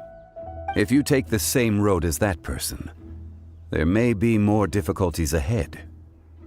But as long as you firmly believe that you are on the right path, everything has meaning.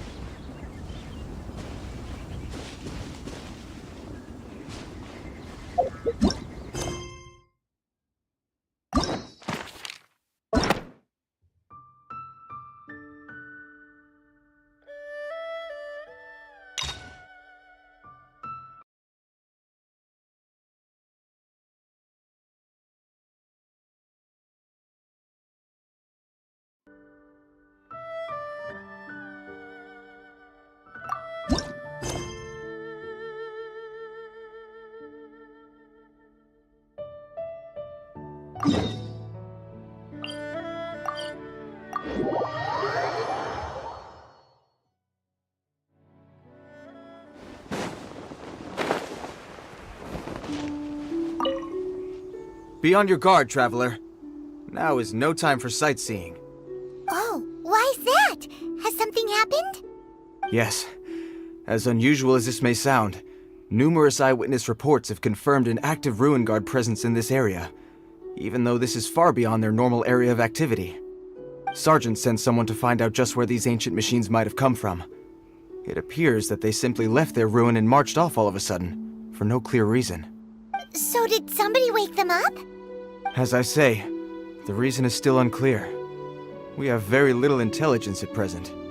Moreover, the ruin in question is of the especially spooky variety. Strange noises are often heard coming from within.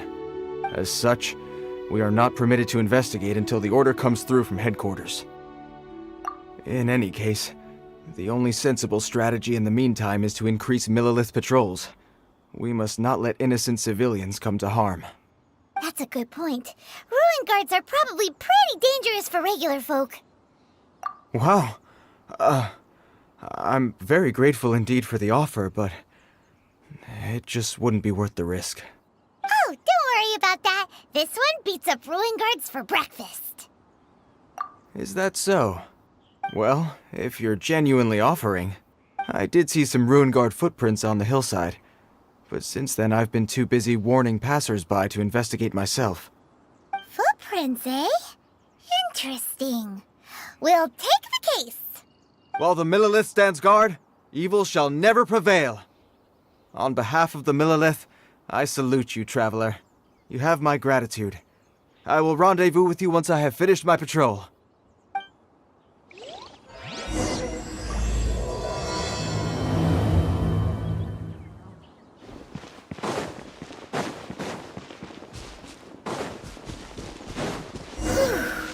This footprint is huge!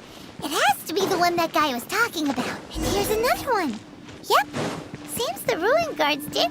The trail of ruin guard footprints leads us here to... Ah! A ruin guard! Over there!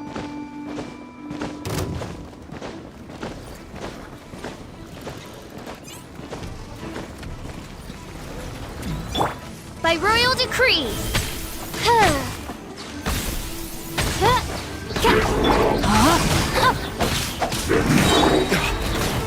Rain cutter. Burn!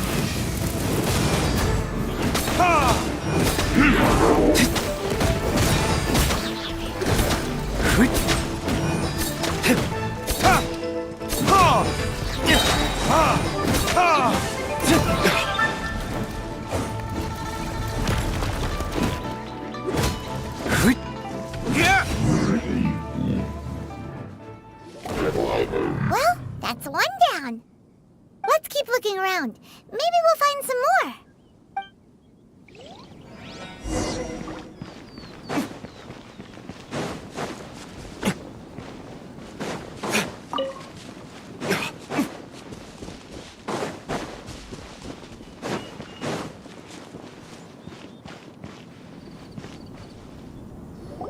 Hey you! Check this out! Isn't it awesome? What is he wearing? I've never seen one this close before. Have you ever seen one? Excuse me. His name is Mr. Cyclops, actually. What sort of dumb name is Ruin Guard? Mr. Cyclops? Aw, that's cute. Wait, what? Do people seriously call them that? Yep, my brother said so. And he's the best toy seller in the whole world. It's his job to sell this kind of stuff. Right now, he's at the Institute for Toy Research in Liyue. That's where Mr. Cyclops has come from. It's always nice to meet someone else who likes toys. So tell me, where'd you get your toy from? Must be a pretty new kind, huh? I've never seen one that can fly and talk before. Yeah, Paimon is not a toy. Greetings. Have you found anything? Oh. A child? What's the situation here? We just, found him. You shouldn't be out here, boy. There are killing machines in the area. It's extremely dangerous. Killing machines? You mean ones that look like this? Precisely, and including this one. It's not moving now, but if it were to wake up, the consequences would be... You take that back! Mr. Cyclops is not a killing machine. He's one of the good guys. Mr. Cyclops? We shouldn't be talking to this guy. If he's saying mean things about Mr. Cyclops, he's definitely a bad man. I'm just trying to help. I've always been hopeless at dealing with children. Well then, why don't you get back to your normal job and leave us to do the babysitting? It seems I have no other choice. Very well. I will continue with my patrol. Please escort the child to somewhere safe. It's much too dangerous here. The mighty Mr. Cyclops scared off the bad guys once again! My name's Tusser. I came all the way from Snezhnaya to look for my brother in Liyue. But I'm all on my own, and I don't know where to find him. You came all the way from Snezhnaya? Oh, I think this is the part where I give you this. Here you go. What is it? Looks heavy. What the? My brother said I should take it with me. He said, find a nice person to give this to, and they will take good care of Tusser. Your brother makes a good point. Still, it's hard to believe you made it all this way armed with nothing but a few bags of Mora. Your family must be super rich. Paimon never knew you could make so much Mora from selling toys. Yay! Thanks, nice lady. All right, now we gotta make a pinky promise.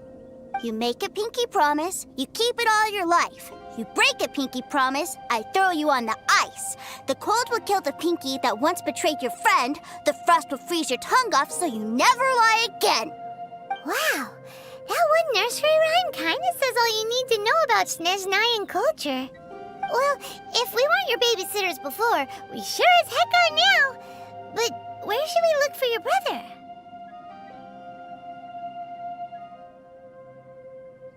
Snezhnaya? Oh, how about the Northland Bank? Oh, right! Finally, now I get to see my brother!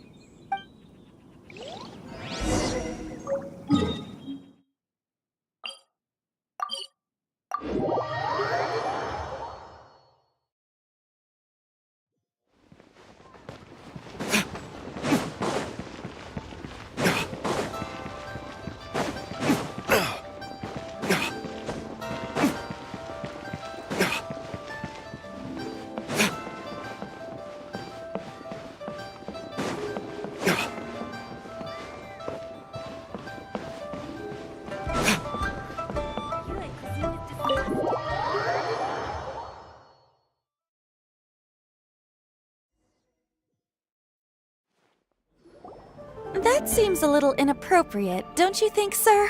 How can you... Relax. Once in a while can't hurt. It'll be fine. Huh?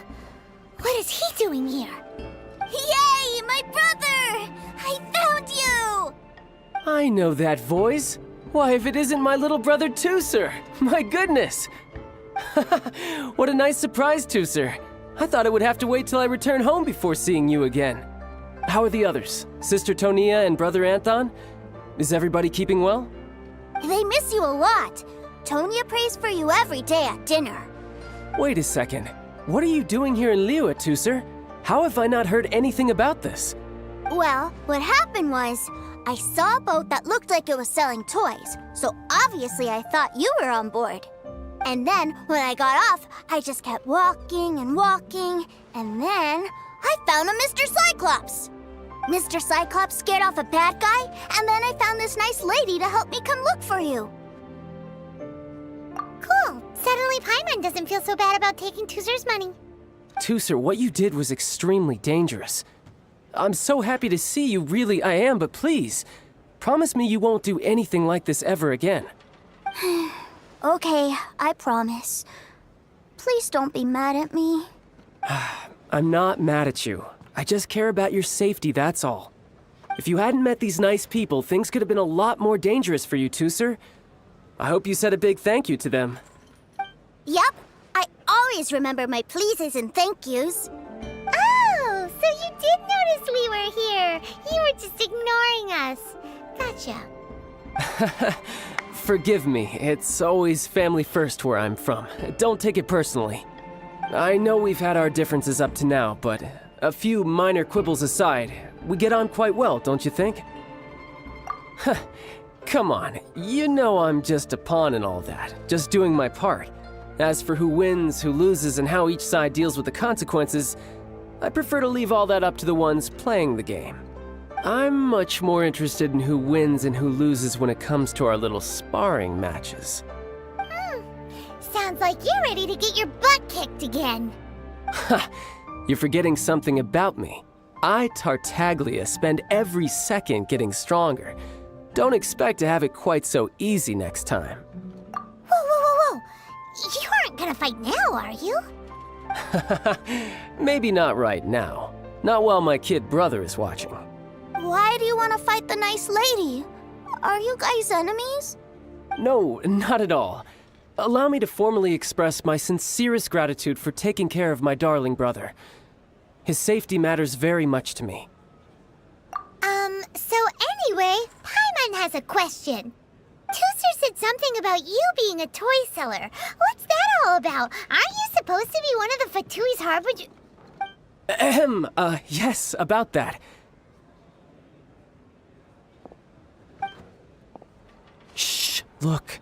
I only told him that so that he'll look up to me. In the eyes of a child, working with toys must be the best job imaginable, right? I don't want my family to have anything to do with the Fatui's, or should I say Snezhnaya's, darker side. The older ones already know that I serve the Tsaritsa. But Tooser is still so young, and in his eyes...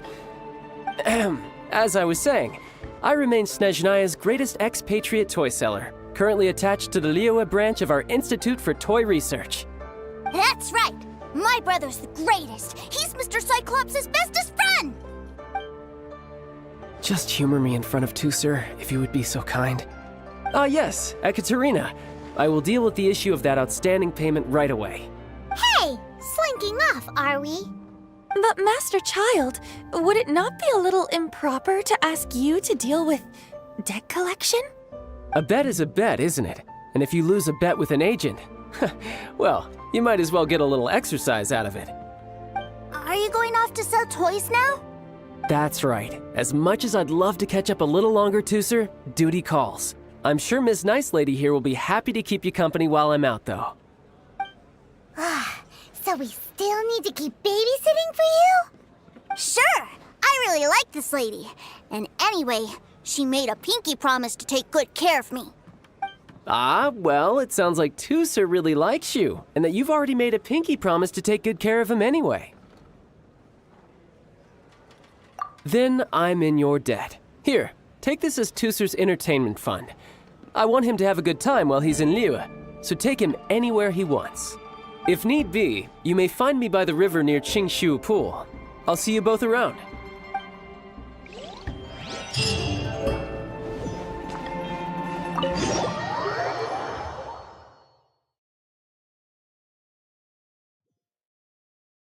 Looks like we'll be hanging out with Child's kid brother for a while. So, where are we going to play first? How about we start with the toy store?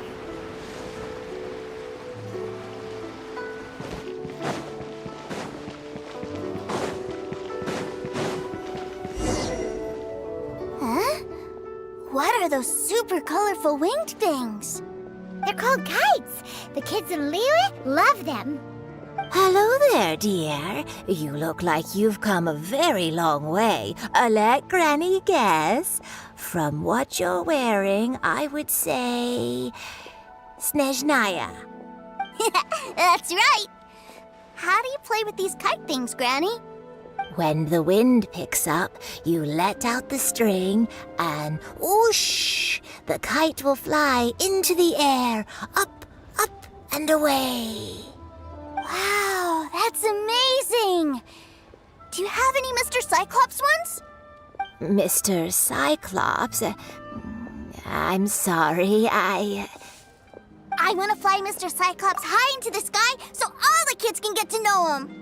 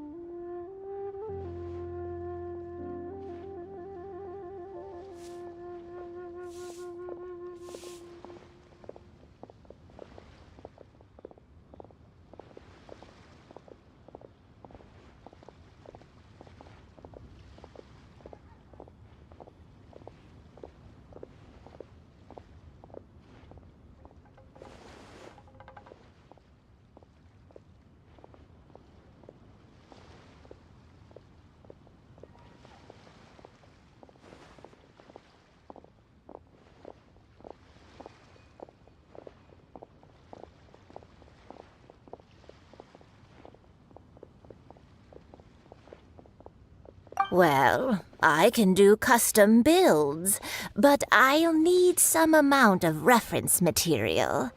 Will this pick itself? I bring it with me everywhere.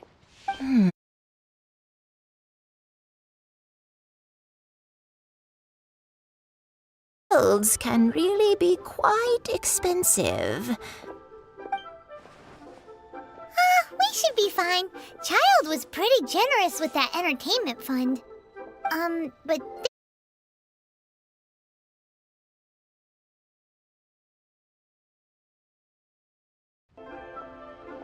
Well, so, yes, technically speaking, these funds are earmarked for Tooser's entertainment.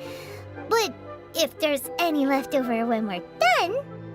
Either way, it's time to talk prices.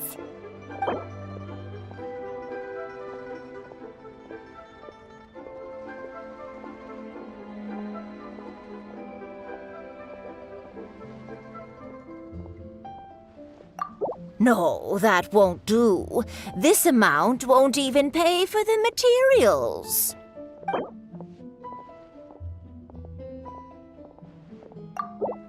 Fine.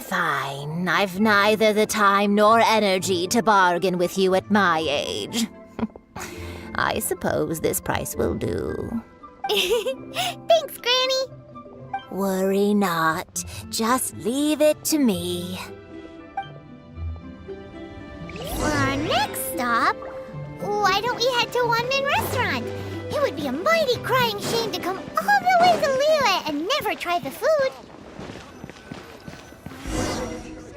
Liyue's really got... Hello! Welcome! Table for 3? This restaurant has a really choking smell. A choking smell? You must be referring to our signature spicy chili scent. Spicy chili?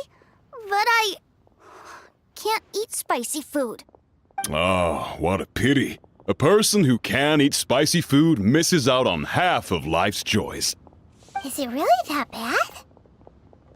My meals have to have lots and lots of sugar, and the oil has to be extra virgin vegetable oil.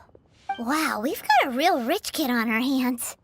Looks like Wanmin Restaurant's dishes aren't to Tooser's taste. Maybe we should go somewhere else. Will that be all? Any more special requests? What do you mean, Chef now? Haha! Giving the people what they want is the very reason Wanmin Restaurant exists. If I thought for 1 second that I couldn't make a dish to satisfy this child's tastes, I would have absolutely no business calling myself a chef ever again. Whoa, there seems to be a lot of professional pride riding on this. Then we'll leave it to you, Chef Mao. We'll be eating here after all. Sure. But let me say this first. Special requests are going to cost you more than normal. Of course, we aren't going to demand prices anywhere near as exorbitant as the likes of Lioli Pavilion or Xinwei Kiosk. Is it just Paimon, or are premium custom orders in fashion lately? Still, surely there must be a little room for negotiation, right?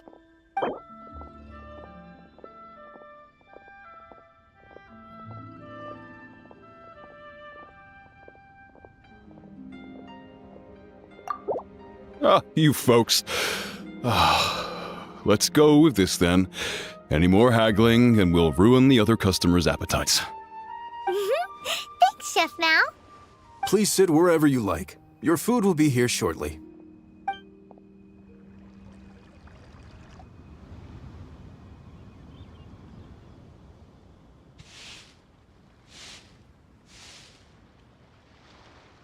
Ugh. It was a little too sweet. Paimon feels a little sick. I thought it was just right. Almost exactly like how my sister Tonya makes it. But this doesn't feel right somehow. Didn't we bring Tooser here to try Liyue's specialties? Whatever. So where do you want to go next, Tooser? I was so caught up looking for my brother when I first got here that I didn't get a good look around. Good idea! The hustle and bustle at the wharf is a specialty of Liyue Harbor, too.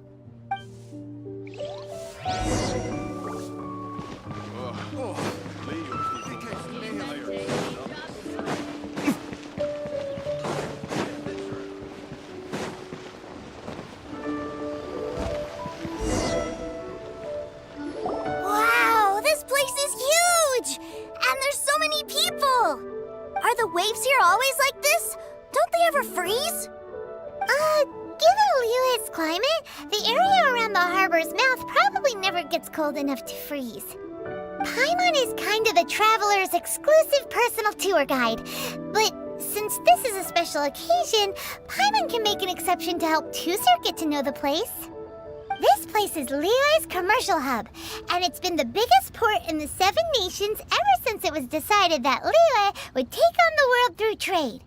Other than merchant vessels, many fishing boats and industrial transports dock here to replenish their fishery supplies and daily necessities, which, thanks to the immense throughput capacity of the wharf,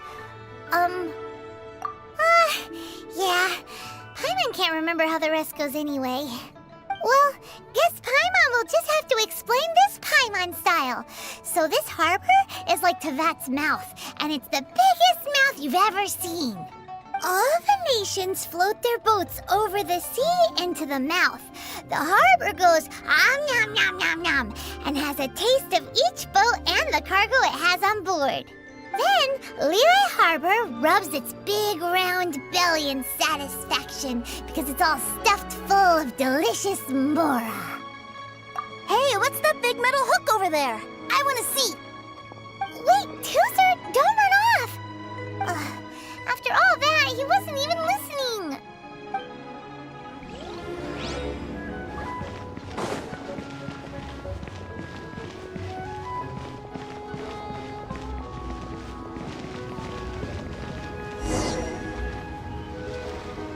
That metal hook is huge, and it gets bigger the closer we get. This is an anchor, docked to hold themselves in way. Got it. But I think I might get it mixed up with Commodore Hook. Commodore Hook? Is this another one of your weird toy names? My brother always sends me a really big toy for my birthday. Commodore Hook, Black Steel Jack, Iron Tony. We keep them all in our backyard.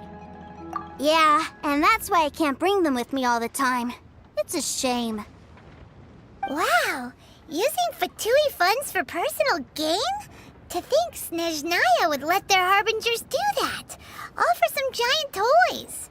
But suddenly, it doesn't seem so strange that Tooser would treat a ruin guard as a giant toy.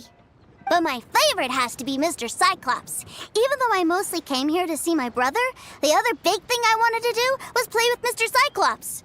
Oh, are they selling fish over there? Let's have a look. Hey! Quit running off!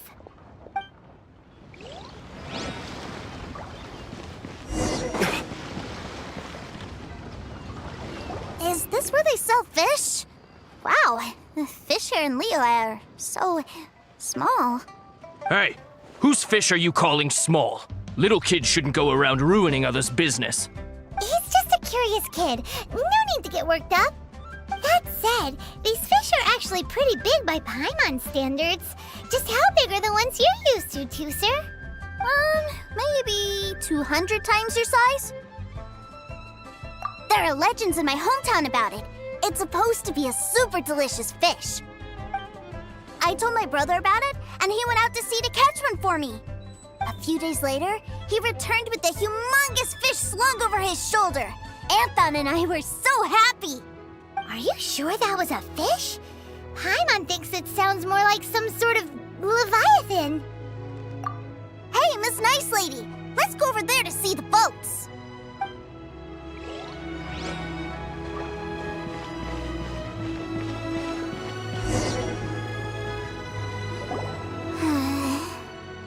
What's wrong, Tooser?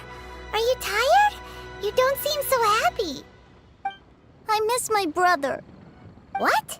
But we were just with him. Yeah, but for such a short time that it doesn't count. Take me to see my brother. I don't want to play anymore. Yep. You can have all the patience in the world, but it won't help you at a time like this. Well, we've played with Tooser long enough, haven't we? Paimon thinks we've tried our best here. Child said that he'd be by the river near Qingshu Pool. Why don't we look for him there? Yay! Let's go! Let's go! Love life? Tell me again. I want to find the right.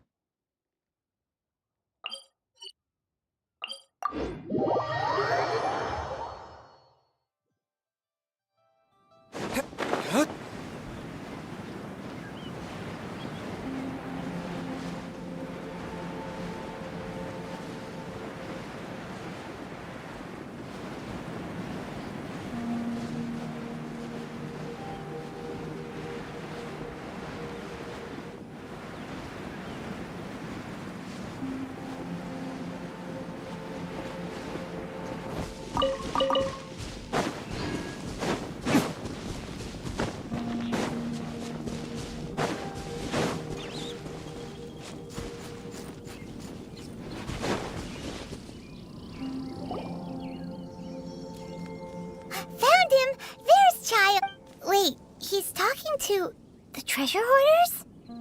You know what I'm here for, I trust. Oh, you got lip. Making us guess, are you? If you want to join up, let me just say this first. Dandy kid like you? You ain't welcome. Oh, what a commendable imagination. Well, in the Tsaritsa's name, I suppose I should forgive you country bumpkins for your ignorance, for I am... Brother! You're selling them toys, aren't you, brother? That's so cool. I've always wanted to watch you work. Well, why, yes, of course, for I am, the greatest toy salesman in Snezhnaya. So cool. Huh? You playing games, pretty boy? So, will you buy or not? The toys that Snezhnaya produced 3 months ago will run you, yes, 600,000 mora, to be paid in full. Toys? And how much money? Wow. Is that what it's gonna cost to fix that head of yours? Look at that! Spreading joy and laughter to everyone! That's what toy selling's all about! I'll say it again. Toys from Snezhnaya, 3 months prior, 600,000 mora paid in full. Yeah, no. Sorry, sales boy. The same joke isn't funny twice. Or were you always cruising for a bruising? All right then. I'll make things a little easier for you. I'll join the treasure hoarders. Perhaps you'll be more willing to pay when we're brothers in arms? Would you listen to yourself? You think we just let any old person into the treasure hoarders? You could hack it. Well then, why don't you put me to the test, dear seniors? I like to think of myself as quite talented in the field of treasure hunting. Looks like you're not gonna pack it up until someone packs you in. All right then, show us what you got. Truth be told, we've set up a shop here because there's a fine little loot cave nearby.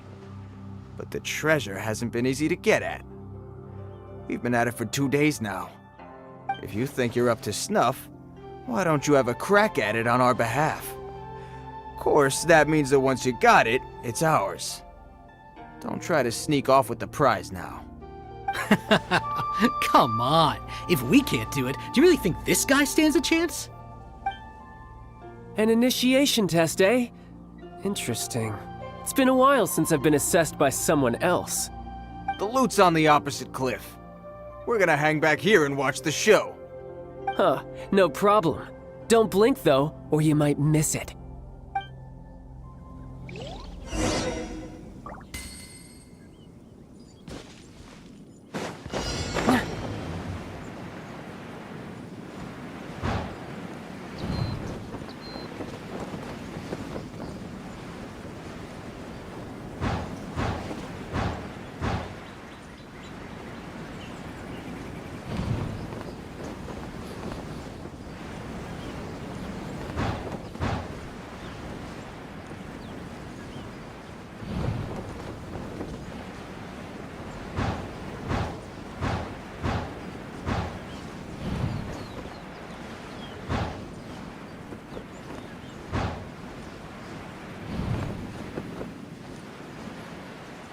Yeah.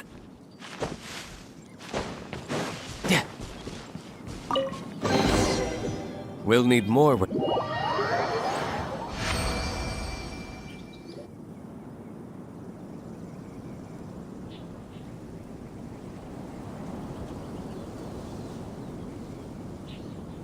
Well, I have the goods. Here you go. So how'd I do? Pretty well, I'd say. Brother, what do we do? This fellow isn't normal. Please, hold on a moment, sir. We need to discuss something amongst ourselves. He ain't here for an initiation. He just wanted to show off. Honestly, we'd be no match for him if he wanted to fight. Guys, do you think that maybe we're being robbed? I don't know. Surely he wouldn't have come here all dressed up like that if he was only after us. Unless maybe his words have hidden meaning. Snezhnaya, 3 months, 600,000. Oh, I get it. It was insider talk. I remember that the boss took out a 600,000 more loan from that Snezhnayan bank about 3 months ago, and still hasn't repaid it. So this guy must be the debt collector. But why didn't he just say so? What's with all the toy talk? And that's where you're still green. See, In a lot of professions like this, people speak in code to protect the privacy of their business partners and clients. Makes sense. Owing money is pretty embarrassing. This guy isn't one to mess with, I tell you. He's a professional. Way too professional. So, Mr. Salesman, my apologies, but we can't have you joining us. Oh? I didn't pass? I must say, I never imagined that the treasure hoarders would have such strict entry requirements. No, it's not that. What we mean is that you're too big a fish for our little pond. But we fully understand the situation with the, toys, sir. We'll fetch that 600,000 for you right away. I see. Well then, it's been a pleasure doing business with you. We get paid, stays happy. A wonderful outcome, wouldn't you say? Yes. Couldn't agree more, sir. That's my brother for you. Toy sellers are so cool. Ah, Master Child, you're here. A new batch of fresh recruits have just... Hey now, keep your voice down. Can't you see I'm entertaining some clients over here? Clients? Well, anyway, the Motherland has dispatched a new batch of recruits to Liyue. They've just arrived, and I'm afraid we must trouble you to speak to them. Do I have to? Now is hardly the best time. I must apologize for troubling you, Master Child, but they are already waiting for you south of Lingju Pass. Every new batch of recruits must be baptized by the Tsaritsa's will, through the words of her harbingers. This has always been our rule. At present, Master Child, you are the only harbinger in Liyue. Please, everyone is standing in formation and waiting for you to bestow this honor upon them. Well, all right then, I'll go. Just give me a moment to catch up with my brother, and I'll be right with you. Do you have to keep working? Yes, Tusser. We have a group of new toy sellers fresh in from the Motherland, and I need to go teach them the ropes. Wow, that's great! When I grow up, I want to be a toy seller too. Can I go listen? I'm afraid you're still too young, Tusser. I'm not sure if you'd understand much of it, and most of it's rather boring anyhow. Why don't you go play with the Traveler instead? Sound good? But... I really do have to go now, Tusser. A lot of people are waiting to see me. I'll see you around, all right? Child really dotes on his brother, but now he's gotta ditch him again. Must be a really tough job. Yeah, you're right. He hasn't done himself any favors with the whole toy seller cover story. To think he'd go this far just to prevent his family from seeing his dark side. Maybe, but he has good intentions, doesn't he? Wait, where's Tusser? We were too busy chatting. Where'd he go? Did he sneak off to follow his brother? Either way, let's head over there first.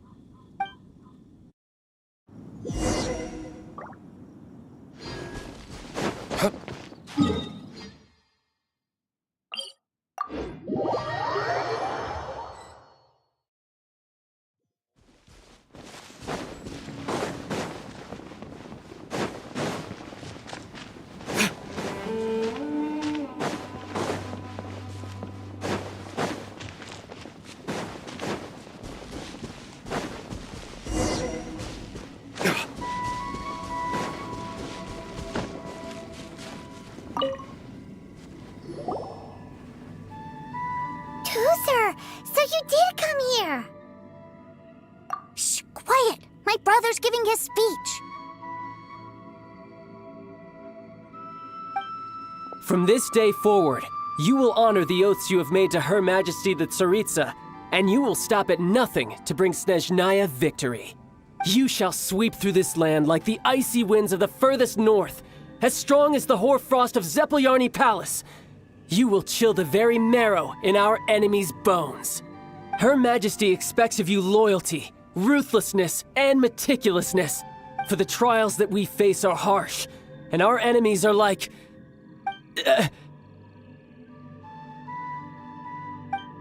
like kites and rattledrums, who shall become redoubtable foes of Mr. Cyclops in the marketplaces of Liyue.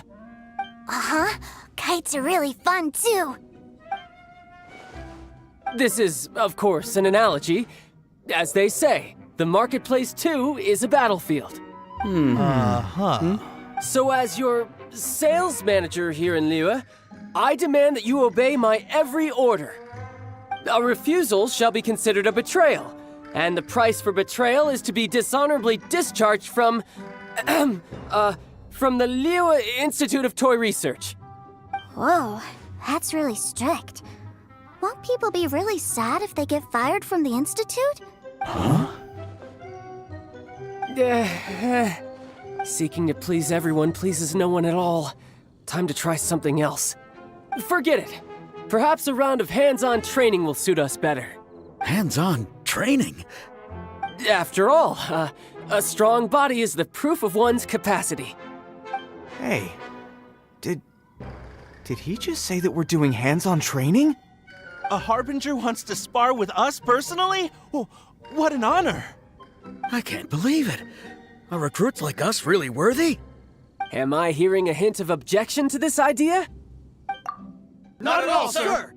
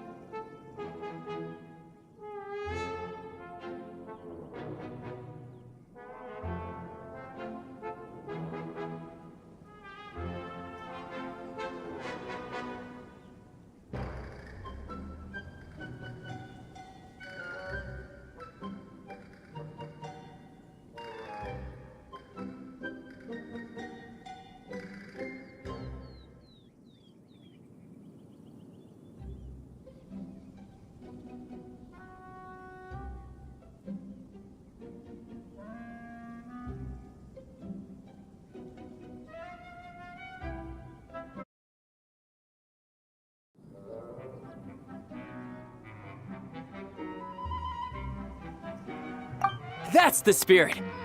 Now come at me, you lot! Frozen. Crisp. Time for retribution! Stay right there. It's time. Flash breeze.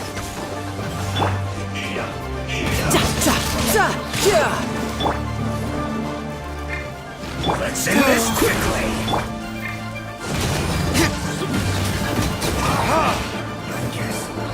This is it. Cold cut platter. You need to hurry up.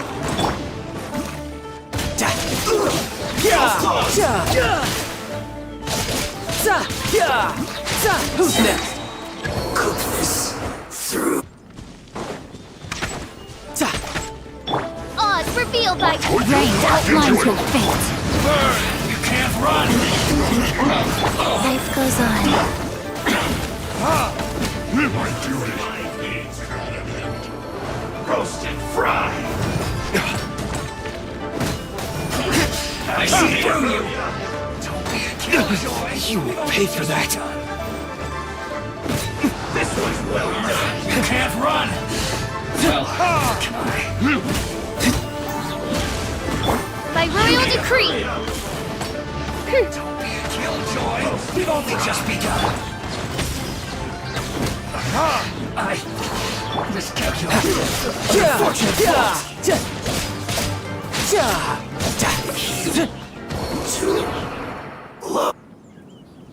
Well then, do you all understand what I said earlier?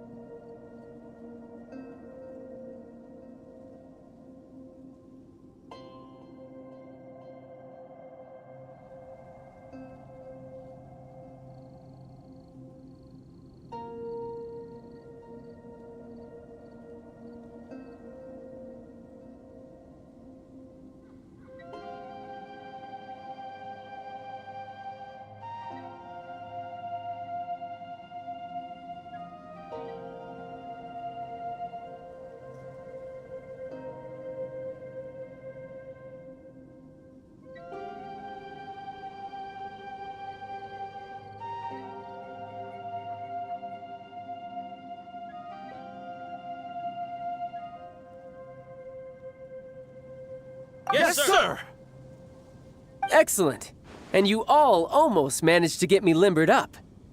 In other words, you've done well for new recruits. Thank you, Lord Harbinger! All right, hush now.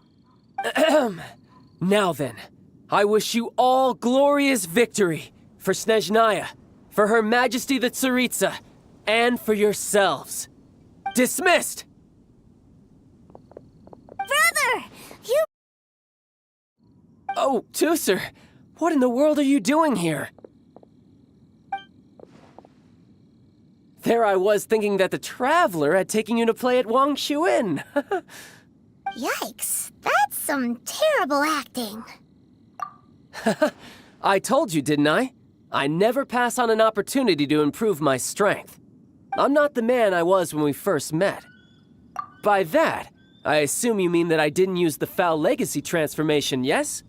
It puts a great strain on my body, so it's best saved for crucial moments. I still haven't fully recovered from the injuries I suffered when I used it at the Golden House. Anyway, I'm no Senora. I don't use lethal force against recruits. Come on now. The Foul Legacy transformation? Does it make you stronger than Mr. Cyclops? You could say that. I want to learn to fight too. I want to be cool like you. Now, Tusser, fighting isn't about looking cool. You can only continue to get stronger if you know the reason why you're fighting. I can teach you, but think carefully first. Why do you want to fight?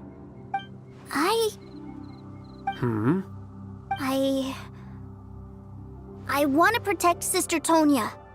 That's a good answer, Tusser. When I return to Snezhnaya, I will start teaching you fighting techniques. Then you'll have to protect Tonya for me. How does that sound? Leave it to me. You know, Tusser's a good kid when he's not being so stubborn. You've had a nice long time here in Liyue, haven't you, Tusser? Isn't it about time that you took the boat back home? But, you've been so busy, and we didn't get any time to play together yet. Tusser, you know I'm very busy at work. And hasn't it been fun traveling all over the place with a proper traveler? He's just worried he won't be able to keep up the toy seller act forever. Well, how about this? If you just do one little thing for me, I'll be a good boy and go back home. Oh dear, who taught this little devil to bargain? All right, what'll it be? Take me to visit the Institute of Toy Research! Do you think he means that ruin that the Millilith was talking about? The one where all the ruin guards were coming from? Done deal. After all, you've come all this way for me, Tusser. As your brother, it's only right for me to grant you one last wish before you leave. Exactly! Are you sure this is a good idea? It doesn't seem like the best place for kids. You should come along too, Traveler! This time, it's Tusser's turn to take you sightseeing. Let me think. Ah, yes, the Institute of Toy Research is not far at all from Lingju Pass. Now, Traveler, you're not the sort of person who would disappoint a kid now, are you? The brothers are ganging up on us again. Oh, fine. We'll go.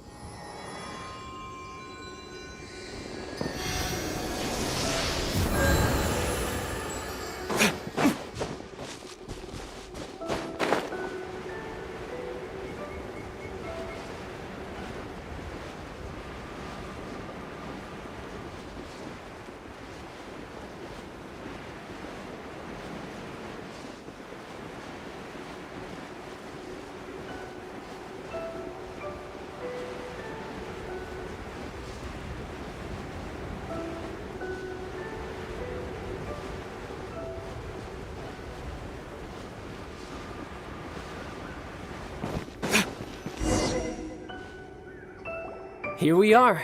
Welcome to Liyue's Institute of Toy Research. Yeah, we're here! I can already hear the sounds of machinery inside. Awesome! What is this place? And how do you know about it? Based on my limited understanding, I believe this is one of Dottore research facilities. Dottore is another one of the Fatui Harbingers. He loves tinkering with old things. It's a personal passion of his. So, he converted these ruins into a Ruin Guard research lab. Huh? So the Ruin Guards are built by the Fatui? No, they have much closer connections to the Abyss. So, strictly speaking, they're as much our enemies as anyone else's. We just do research, nothing more. As to why the Ruin Guards have been moving outside of this area recently, I can only imagine that he's gotten bored of playing around with them and has lost interest in this place. Wow, yet another Harbinger with a bad attitude. But at least this explains why you were totally okay with bringing Teucer here. Seems you did your homework ahead of time. Well, I wouldn't go quite that far. I actually have no idea what this place is like on the inside. Wait, so are you or are you not worried about your brother's safety? Of course I am. But no matter what the danger is, I will parry it. Isn't that what any older brother would do? Even Teucer understands that, now that he knows what he's fighting for. It's the very same reason that's been nestled in my own heart for so many years. What are you guys chatting about? Come on, let's go in! All right, follow me.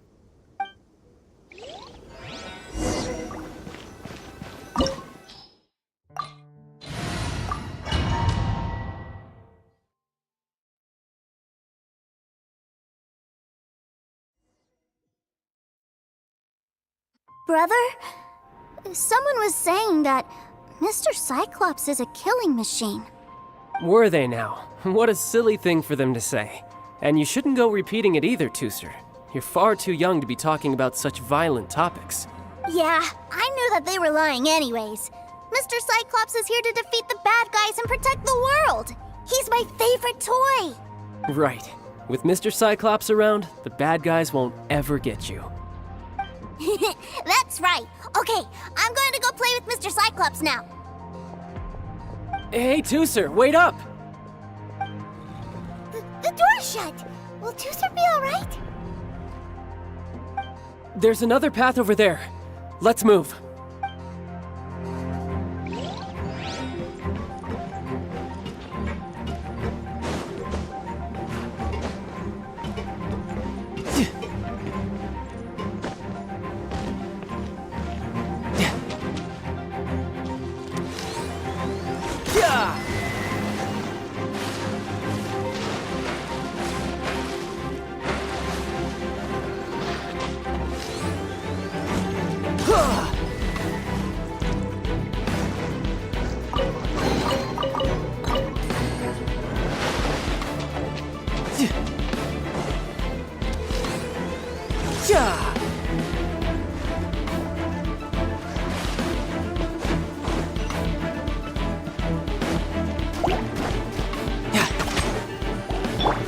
Oz, reveal thyself! No, my sword!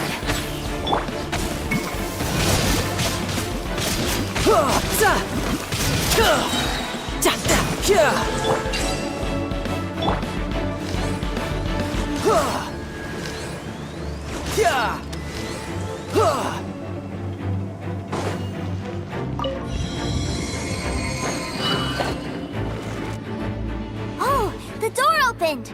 Was that you? That's right. But give me a moment over here, Teucer. I need to make sure that everything's safe. Maybe I shouldn't have spoiled him quite so much. No time to lose.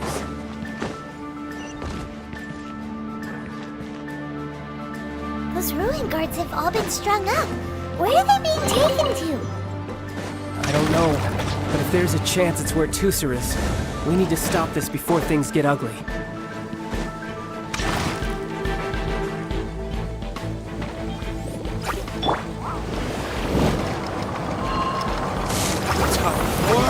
Retribution!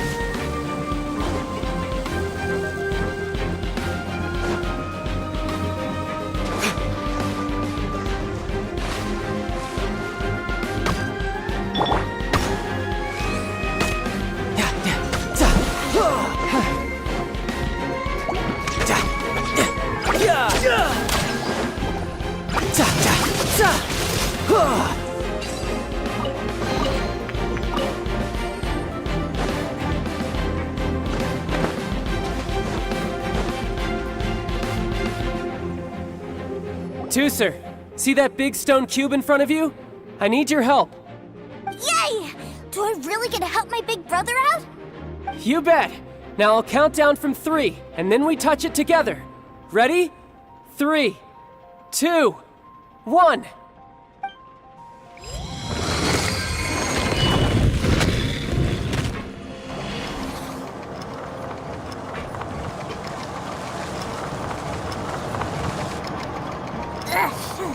That's bright. What is that? It's a witch ray that will turn you into a little lamb if it hits you. So stay out of its way. That's scary.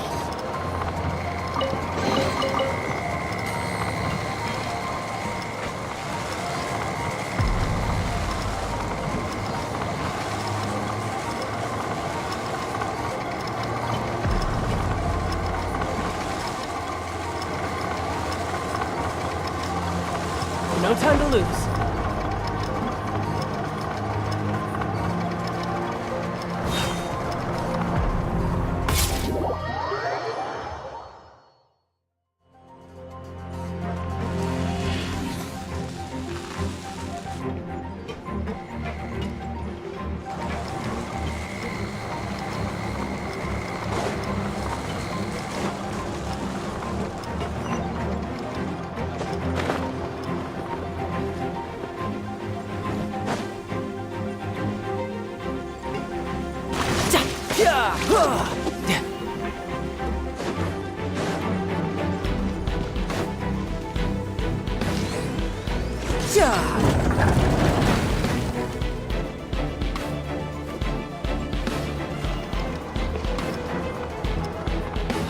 Back together at last. You're not hurt, are you, Teucer? Hurt? No way. This is really fun. Fun for you, maybe. We were all scared to death. What's over there? Wow, this room is huge. Is this where Mr. Cyclops takes his friends when they come to visit? It is. Impressive, isn't it? Now, how about a little game of hide and seek? Huh? Now? But... I have a surprise for you, you know. A surprise? What sort of surprise? Don't worry, you'll have the chance to look for it later. But before that, you have to close your eyes, turn around, and count down from 60. Okay. 60 is a really long time, though.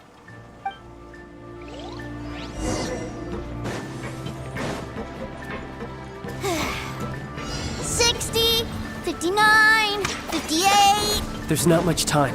Let's clear all these hazards out. 48, 47, 46, 45. Are you guys okay? What's all that crashing and banging? Don't worry, it's all part of the surprise.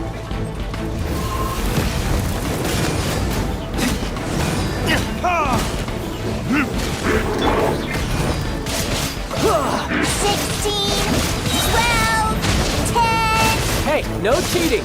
You skipped a few numbers, you little rascal. You noticed.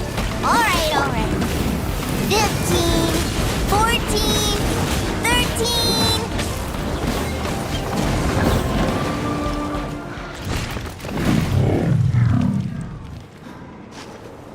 Huh?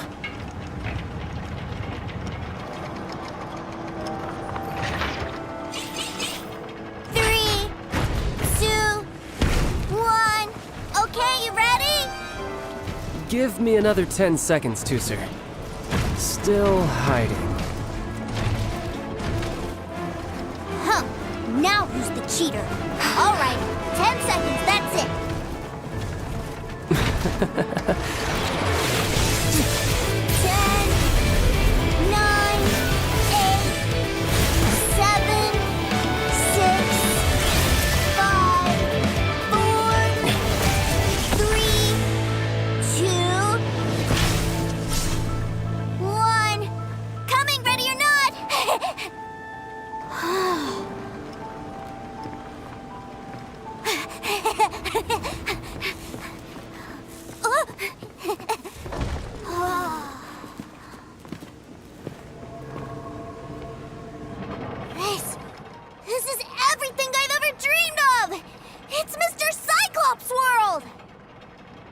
Wow, he actually pulled it off.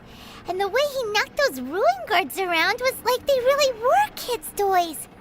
But Paimon wonders if he'll be alright after using the Valve Legacy transformation again. Awesome! Boy, if these Mr. Cyclopses weren't so big, I'd sure love to take one home. Wait, where'd he go? Where'd my brother go? Aren't you guys supposed to be playing hide and seek? Oh, that's right! I was so excited that I forgot all about our game. Well, let's go look for him together, okay?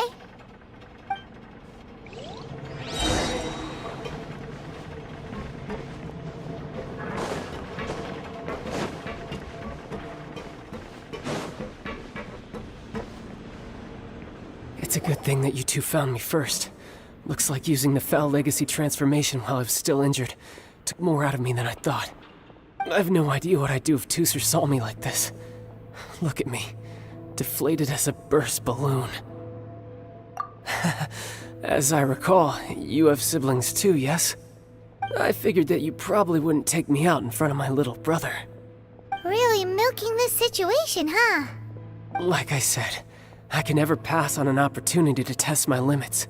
And that's why I, Tartaglia, am always getting stronger.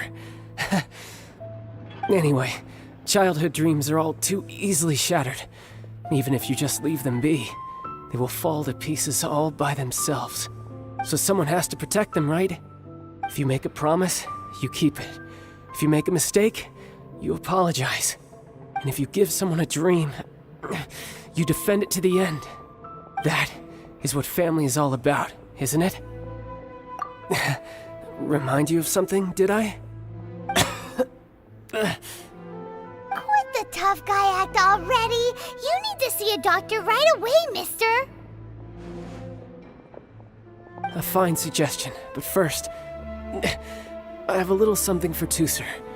Please give it to him on my behalf. Huh? Is this a Mr. Cyclops action figure? Indeed. I had made it to order by a smith some time back. I had intended to give it to him on my return to Snezhnaya, but it seems that it would make a better souvenir at this point. Wow. Now that Paimon thinks about it, Child's family are really lucky to have him, aren't they? I'll also need you to explain my abrupt departure to Teucer. You'll help me out, won't you? The cold will kill the pinky that once betrayed your friend. The frost will freeze your tongue off so you never lie again. Ah, that nursery rhyme brings back so many delightful memories. Teucer taught you that one, did he? All right, thank you.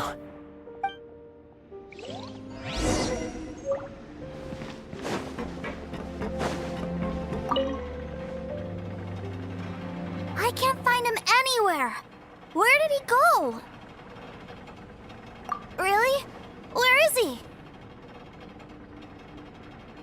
Yeah, so he had to leave in a real hurry. He didn't abandon you here on purpose. Oh, that's great. But still, I was kind of hoping we could play here a little longer. Wow, look at this! I never knew that they made Mr. Cyclopses in this size. Look, it even has my name on it. It's my very own Mr. Cyclops! You're really loving it, huh? You bet! My brother is the best big brother ever! You had a tour of Liyue, you met your brother, visited the Institute of Toy Research, and got yourself a souvenir. Now that's what we tour guides call the perfect trip.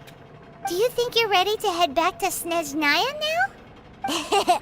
Don't worry. I know I can't get my way all the time. That'd just be annoying for everyone else. So, let's go.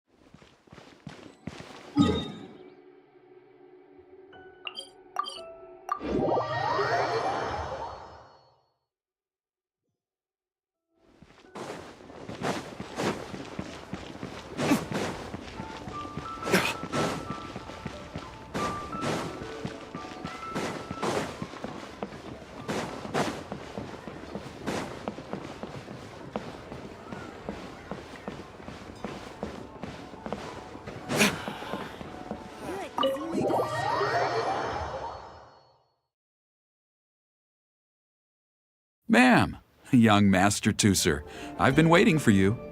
Did Child send you? That's correct. Master Child instructed me to arrange for young Master Tooser's return trip. Please, come this way. Who are you?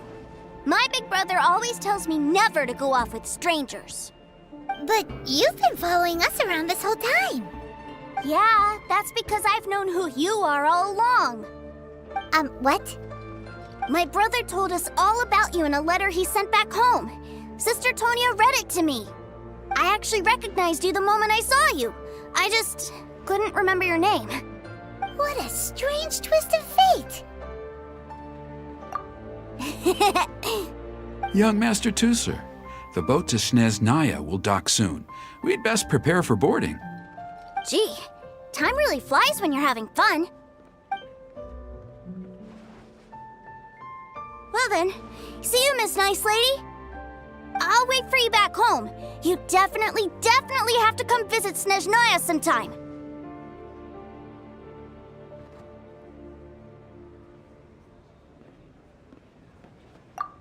Pinky promise? You make a pinky promise, you keep it all your life. You break a pinky promise, Paimon throws you on the ice. The cold will kill the pinky that once betrayed your friend. The frost will freeze your tongue off so you never lie again. It's a promise then. Bye-bye, Tooser. Have a safe trip.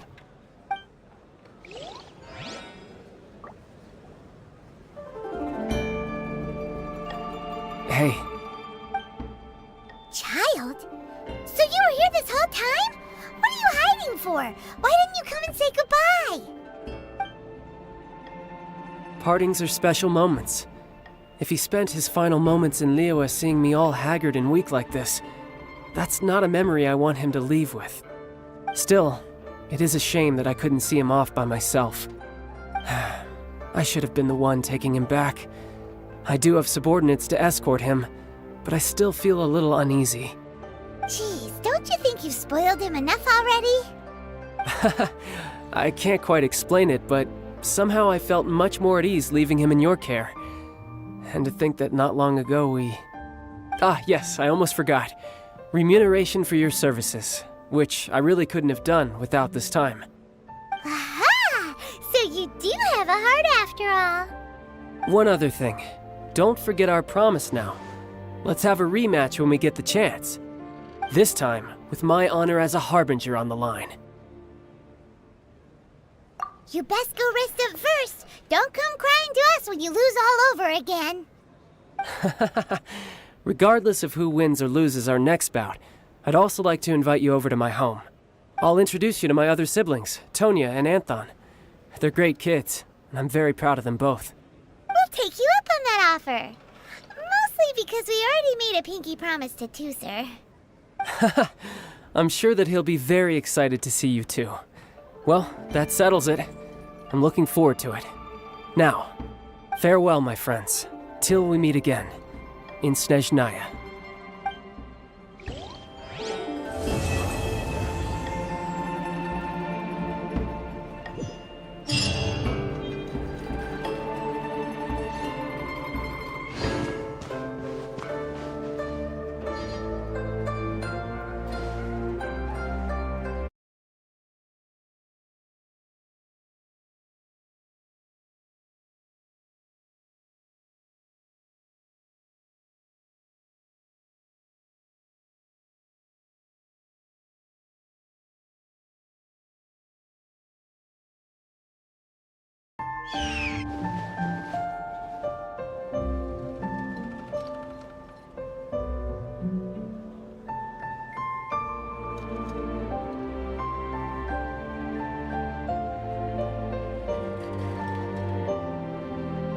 Guess we can rest a bit.